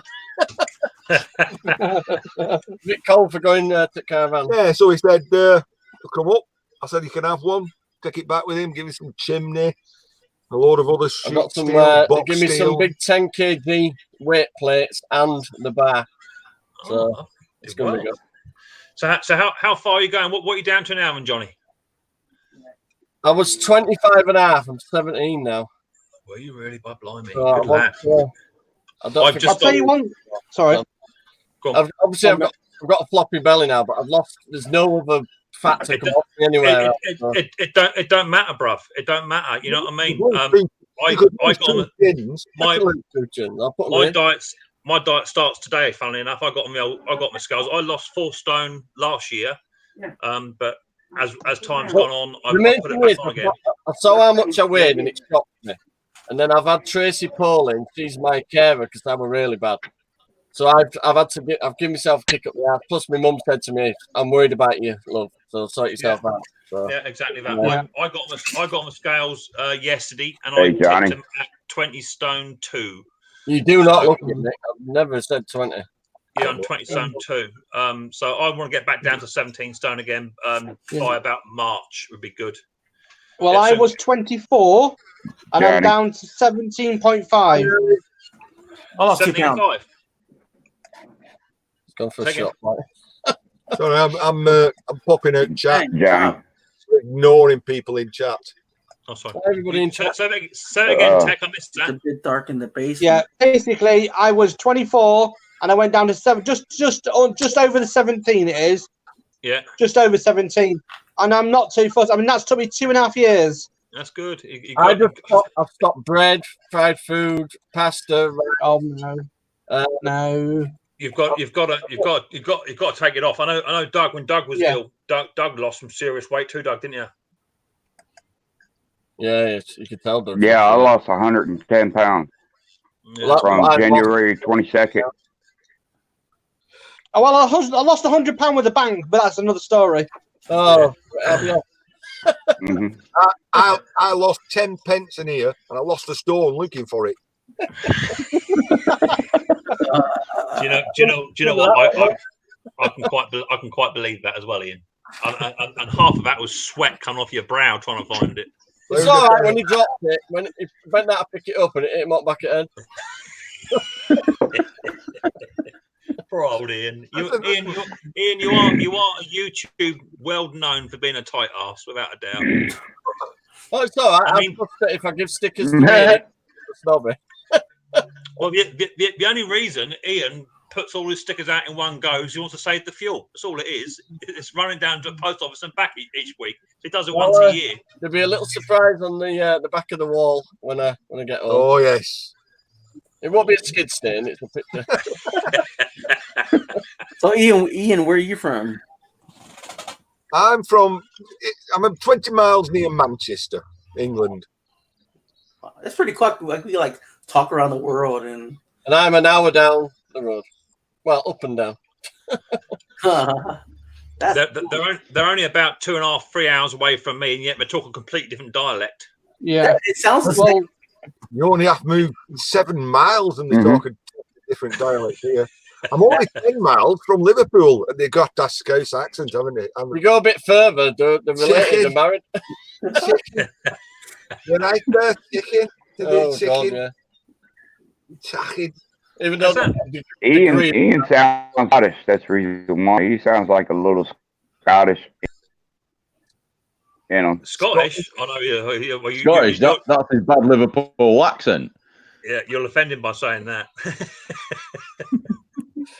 Oh, Ali Mack's Scottish. Cool. Yeah, I see Ali Mack. Where was Ali Mack? Was he on? He was on a stream last night, wasn't he? Yeah. He's got an accent and a half. He has. That's a strong accent there. Yeah, very strong indeed. No, Alexander Smith. Oh, he's really strong. I don't know if my chat's frozen.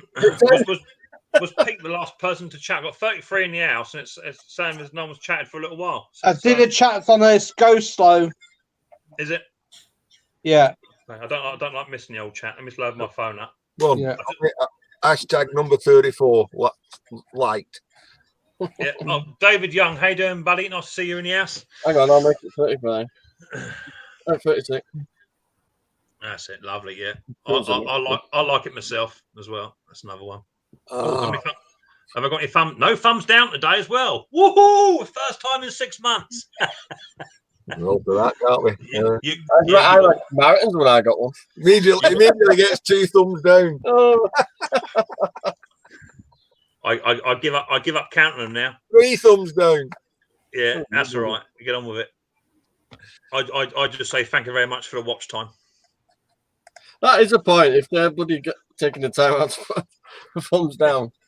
Yeah, lovely. That's what I like to see. That's what I like to see indeed. But have I got some now, Evan? Yeah, 2 now. Lovely. That's what I like to see. 2 thumbs down. Brilliant. There you go. See, you got to have them in there, haven't you? Every single video I put up, they subscribe. They got me notifications because as soon as it comes up, I get 1 thumbs down. Yeah. Yeah. Really. That's what you call a stalker. Yeah. I think that's what you call having free space in the red.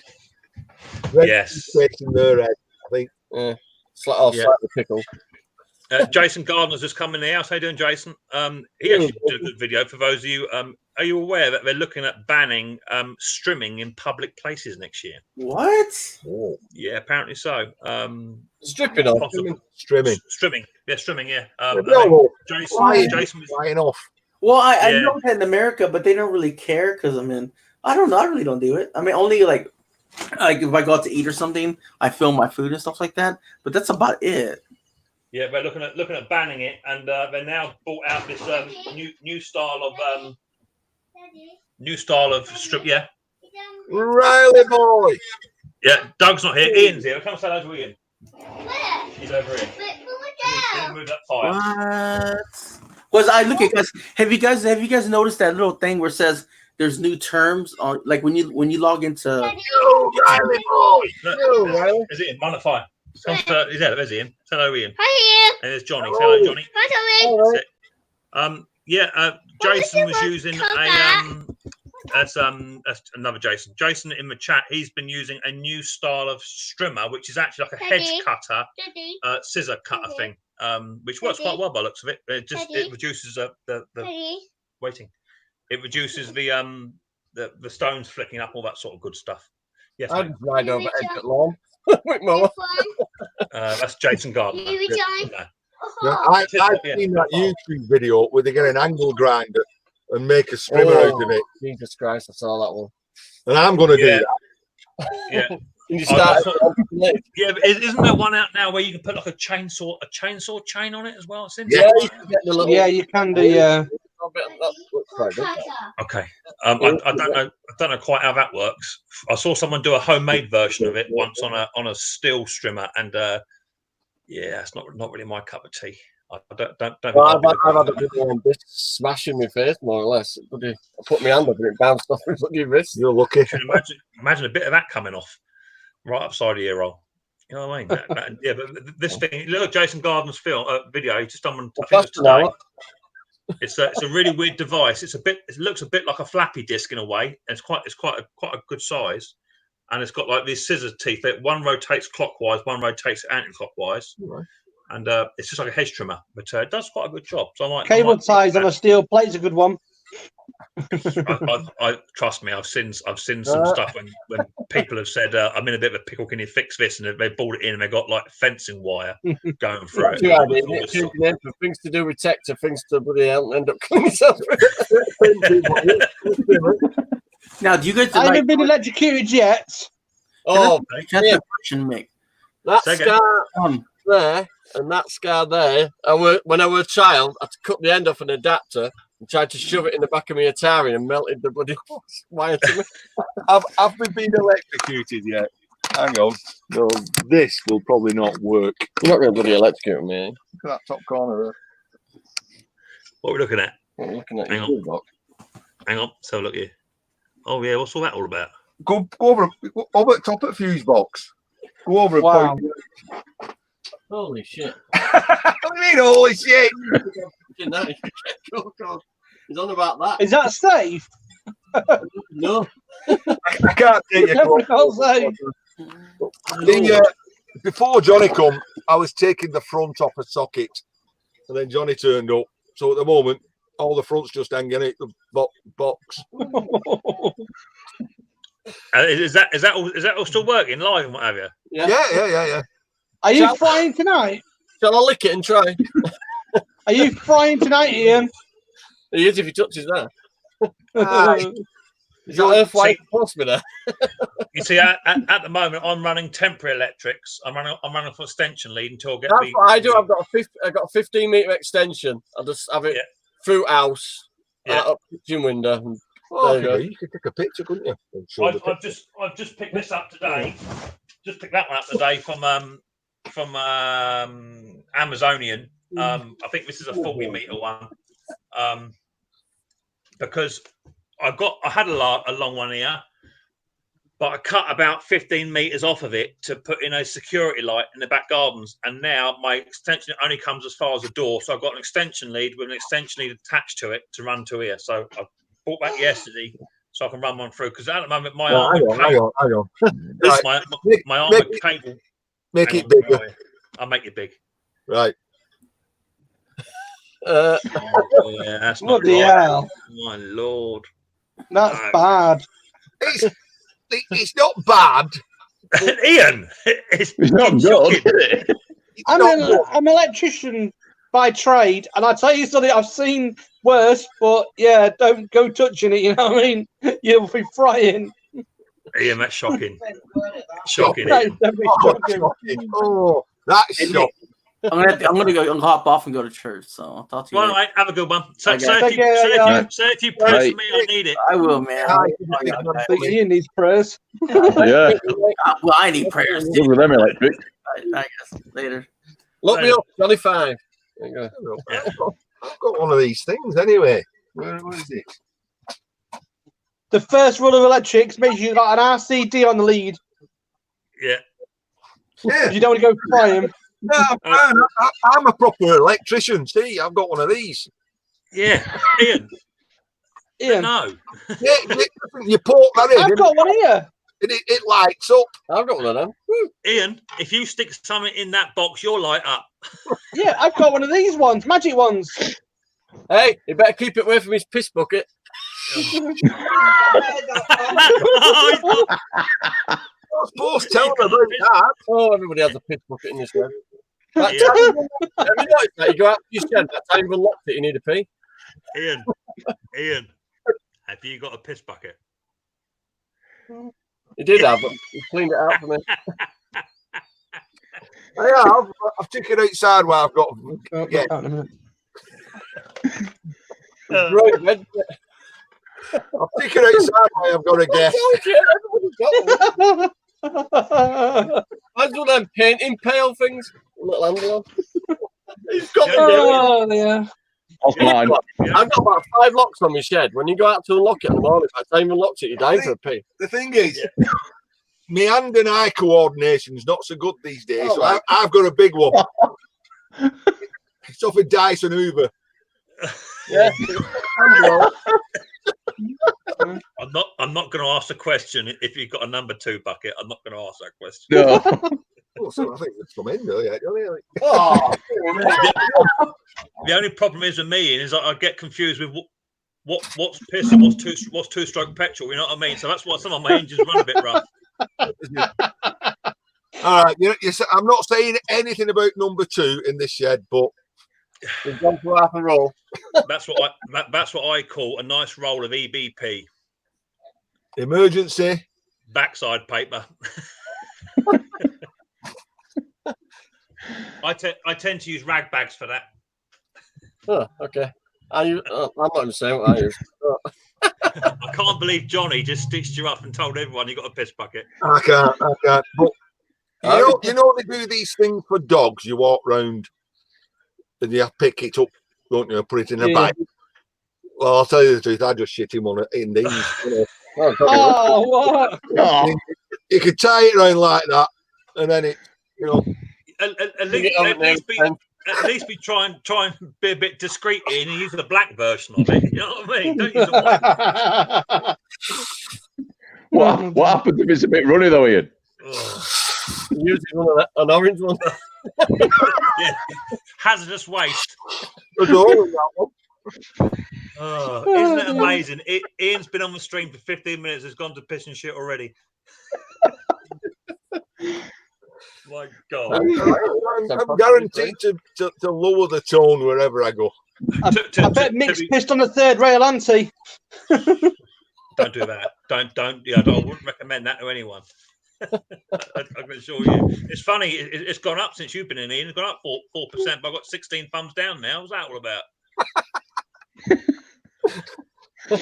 16 thumbs down. Do you ever see the Mythbusters doing that? What? Picking on the third rail? Yeah. No. It's not something I would like to see. I've seen people actually touch it by accident at work, and the results can be catastrophic.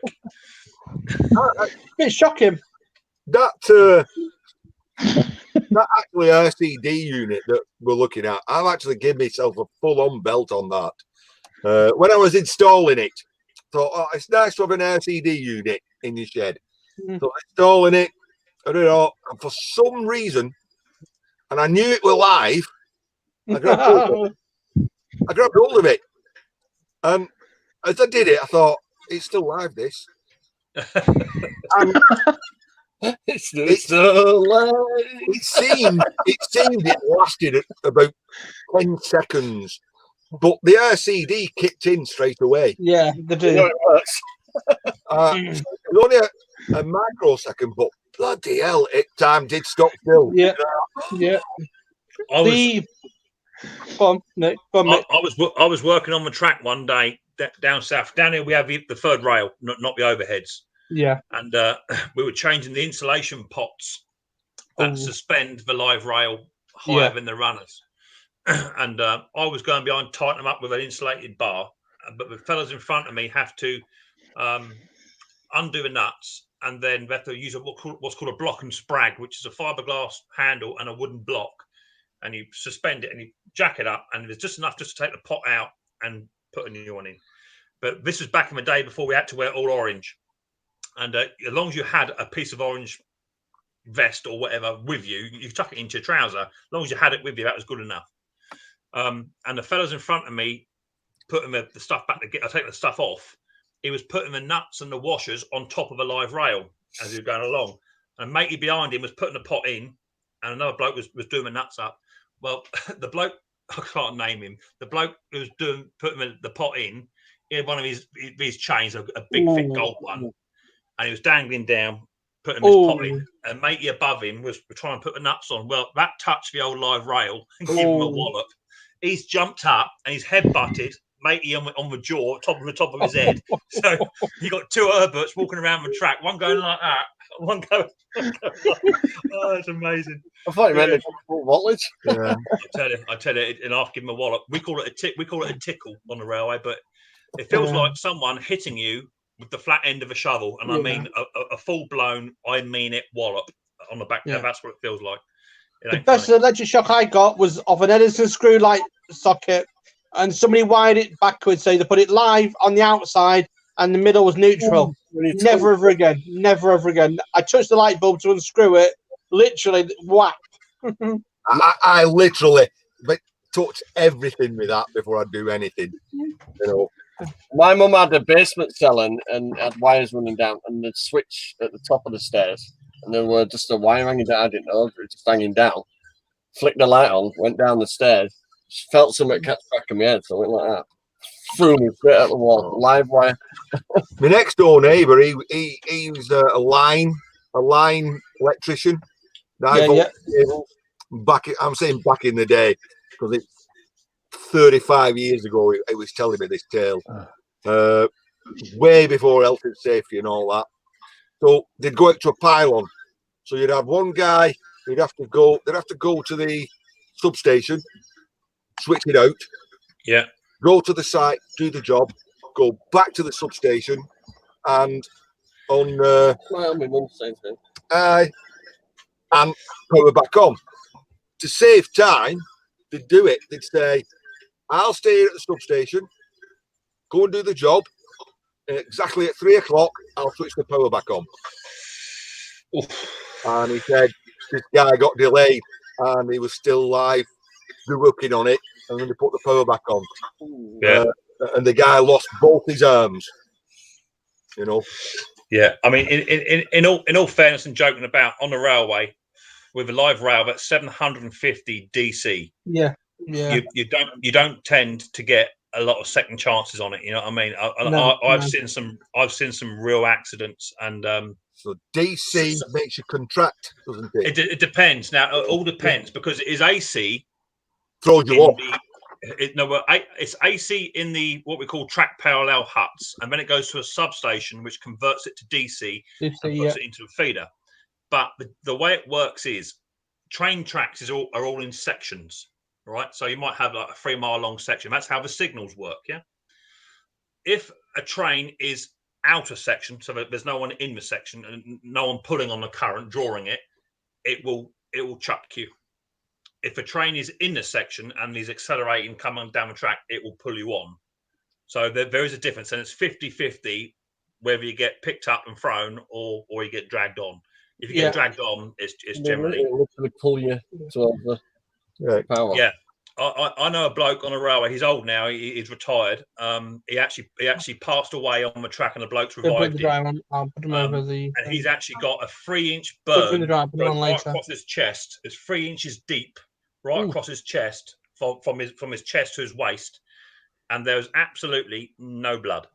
It cauterized and cooked as it pulled him on, but they literally got him with a what called a ballast fork, which is wooden, and they beat it off and they revived him back on the track. But I know somebody else that he got a tickle, and he come to about 35 feet away in a cornfield. Well, I was. And the gaffer was saying, the work's over here. We're doing sculpting off over in there. And he's gone for a piss. Yeah.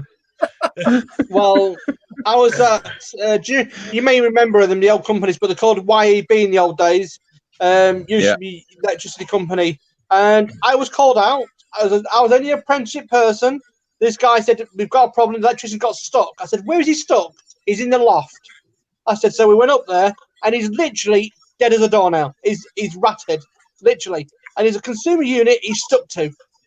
Yeah. Literally, a consumer unit. And I said, I can't deal with it. You have to call the police and the rest of it. I'm not dealing with this. And literally, the guy said, you got to. In the substations, there's actually a line, a do not cross line, because as you can imagine, that they are heated nowadays, but they never used to be. And if you walked into it in the substation and you were over the line, just through the moisture in the air alone would pull you to it. It's serious. You know, there's a fella on who he's now retired. We were at Horsham one day, just ballasting with shovels, just chucking ballast where it needs to be put, and he put the shovel in between the live and the runner and joined the circuit. But it melted the shovel. Well, fortunately, the shovels are all wood. Now, you remember them things, for those of you who have had allotments or do gardening, you got that shovel handle with no end to it, and you use it to put seed in. Well, I heard this noise. It went zzz, like that.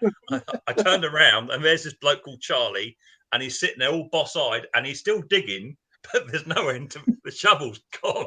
It's disappeared. And he's sitting there, all his eyes are all like got archive won't have it. And I'm like, come here, silly bollocks, come here. Took him off the track, and he's still tell you. You know, it's not funny. They do say you can play with wood, you can play with water, but you just don't play with electricity. No, I don't tend to do electricity. It's fun.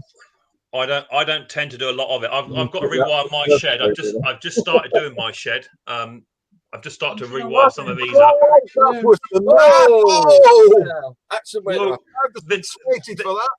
This is not even live. I've just started doing this lot up. I've got to get some new earth leads for these. All of mine is now. That's an old cable. That's an old cable. Yeah, that's good. That's good enough. It's heavy duty for what I need. Oh, that's fine. I've done all my lights and whatever. So when I get my armored cable in, but I want about 200 feet of armored cable, give or take. And I've got a consumer unit here as well, and I'll have an REB at the top end as well. So mine will be done. I'm doing it all myself. but a friend of mine's a Sparky, and he's going to FaceTime me step by step. We'll have an hour long FaceTime, and he'll show me what to put in and what torque settings to do it up to, all that sort of thing. So it's got to be right. Because the stuff I painted the shed in.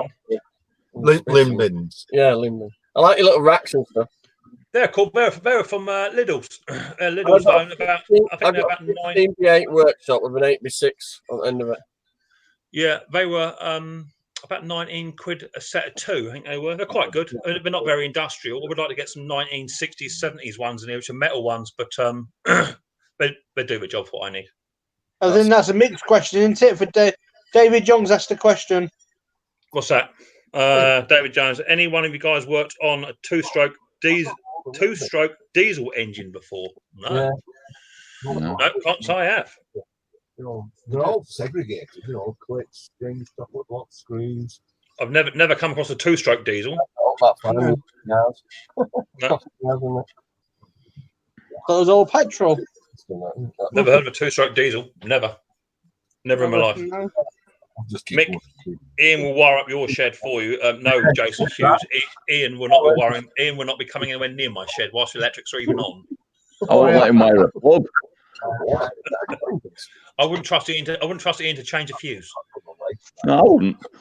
Apparently, it's a thing. I've never heard of it, David. I'll look into it, but I've never heard of it. I've worked on plenty of two-stroke petrol stuff and plenty of diesel stuff, but not both. That's a good price. Say again. They're dear, them, aren't they? I see on the land and think, can't be careful, but it can't be. Well, what's up with you two? What are you doing? I was showing him. He's nuts. I was showing. he was commenting on your lin bins, and I'm saying I've got lin bins. Can't see him, but he's got some.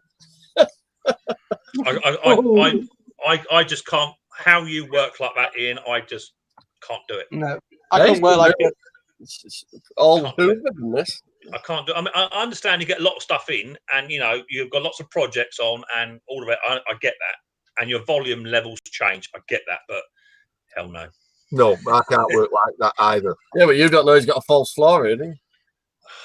Well, trust me, my old shack had a false floor in it, and that's why I've moved out of it. But now I've got to just tidy the back end of my shed up a touch. But look how much workspace I've got. Look at that. Yeah, that's a decent sized shed. What's that? Is that how big's that shed? 10 by 20. Yeah. 10 by 20. I've got 10 foot of it for technical work, carburetors, and on the bench stuff, and then I've got 10 foot squared for putting lawnmowers. I've got a table that goes up and down. This is 10 by 22. Well, the 16 by 8 I've got, I'm taking the 8 by 6 off the end next year and putting like a 10 by 10 on the end of it, so it like a big L shape. Yeah, that'd be cool. Yeah, I've got a big mower store just outside my shed, which is probably about 18 by 12. Well, under caravan, I've got some 15-foot floor joists, big ones, and about 10 of them. So that's the big, decent, good frame. I mean, for me, for what I do now, my lawnmower business has grown substantially over the past 2 years, and I've had to change it because my old shop was just not big enough. I couldn't even get around the lawnmower on the table. So now, since my dogs have all passed away, they had a big outdoor kennel. That's now my mower store, so that's why I stack all my old mowers. That's done. And now I've got a nice 10 foot by 10 foot with a table in the middle. I can jack the mowers right up. I can work all the way around it with my tool trolley and what have you. And yeah, to me, to you, to me, to you. I don't know how you could work like it, Ian. I just couldn't do it. I can't. It's organised chaos. Well, yeah, I fully respect organised chaos because you know where you put your stuff or roughly that area. I get that. Nobody else can get to it either. but now I've turned a milestone. So now literally I've got my tool chest here. So if I want carburetors, if I want spanners, screwdrivers are down here, pliers are in here, all different makes. Everything is exactly where I want it. I know exactly. All he's got to get now is the kebab grill, barbecue, and the rest of it in the house. And pizza oven. It's just a smarter way of working. Yeah, but I've also worked on the theory that should I get broken into, they don't know what to nick because they can't find it. And they will move something, and the whole lot will fall on them, and Ian, I'll find them in the morning. To be perfectly fair, no one would want to go into your shed because number one, it's an electrical health hazard, so no one would want to go in there anyway. Well, that's what somebody might experience. And somebody might step in his bucket of piss. Yeah. Oh. I better not. You've wounded me now. You've wounded me. He's wounded. You've wounded. Well, it happens. What's wrong with that? Oh yeah, there's nothing right with it for a start. What's wrong with that? There's nothing wrong with that. Tex and have Connery if he keeps on watching that. And then you got like a bit of Durex switching. Look at that. Bit of Durex switching there. And I've put one on there like that. I can just flick that little switch there and like. Oh dear. It's not right. It's not right. You shouldn't do it. Oh, focus. Yeah, 25 past 3 already. Yeah. I've been in here 30 years and I'm not dead yet. So must be okay. He's missing a few legs. Ish. I don't know how you did it, mate. Well, Mike, I'll tell you something. You think this is? I've took all the toys out of my granddaughter's bedroom to decorate a bedroom. I've got about 15 big bags of toys and stuff all over my work. You can't even get in the door at the moment. Yeah. That's my first thing. I've nearly finished decorating the room. Before anything goes, I'm going to sort all the decent toys. They can go back in, but I'm clearing it. Edward says, I must be lucky. Oh, Emma. Hello, Emma. Hey, Tanya. You must be lucky. I tell you, I couldn't do it. It's all coming out. I told her before I carry on with the decorating, that shed's getting cleared out tomorrow. I've given it all to a charity. They're going to give it toys out to kids. Some nice toys. That's it. That's the way to do it.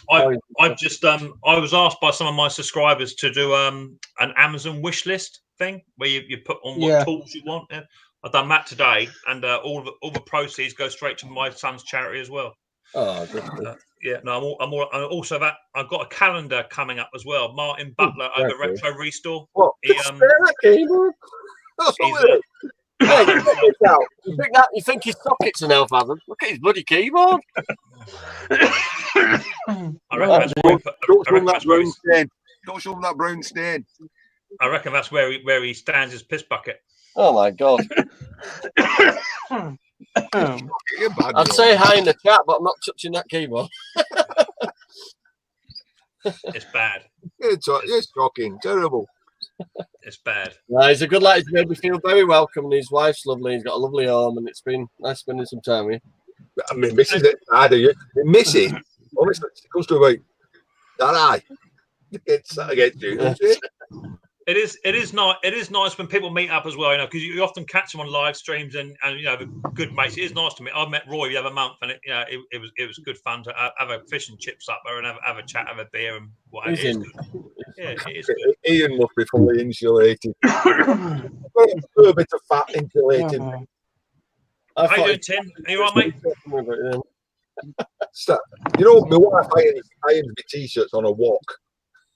I mean, I just noticed Tim Palmer stolen your coat, Ian. Oh, I've got the internet. Oh, listen. Thank you. Yourself? Change me now. Yeah, good. I'm changed, man. I've gone all orange. Why does it say Network Rail on the back of it?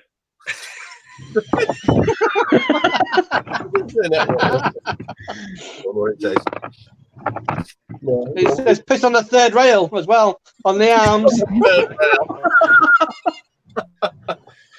Dear Ian. I got this one specially made for me. E for Ian. It's E for Ian. E for Ian. I think I went to the same school as you, Ian. My school was approved.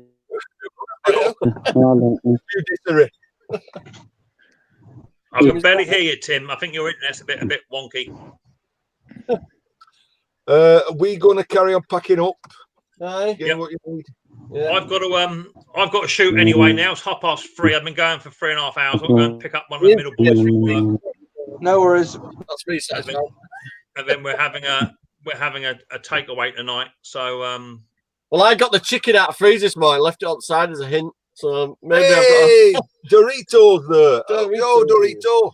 Hi, Drew. How you doing, buddy? Nice to see you, mate. I'm just about to come off. Actually, we've been on for 3.5 hours. Just about to knock it off. I've got to go and pick up my little lad from work. He's picking up. We two came on and brought the conversation right down into the gutter, and I wouldn't say gutter. It's more of a bucket. But what the hell? I've just got it. Well, I've gone up to 43 likes, so that's something, I suppose. I tell you what, we've had a good laugh. Yeah, we have. Laugh. No, it's only an hour away. I'm gonna definitely bob up again. That's what it's all about. It's all about having a giggle on it. It's all about having a laugh. Have a good week, Ian. Have a good week, Mick.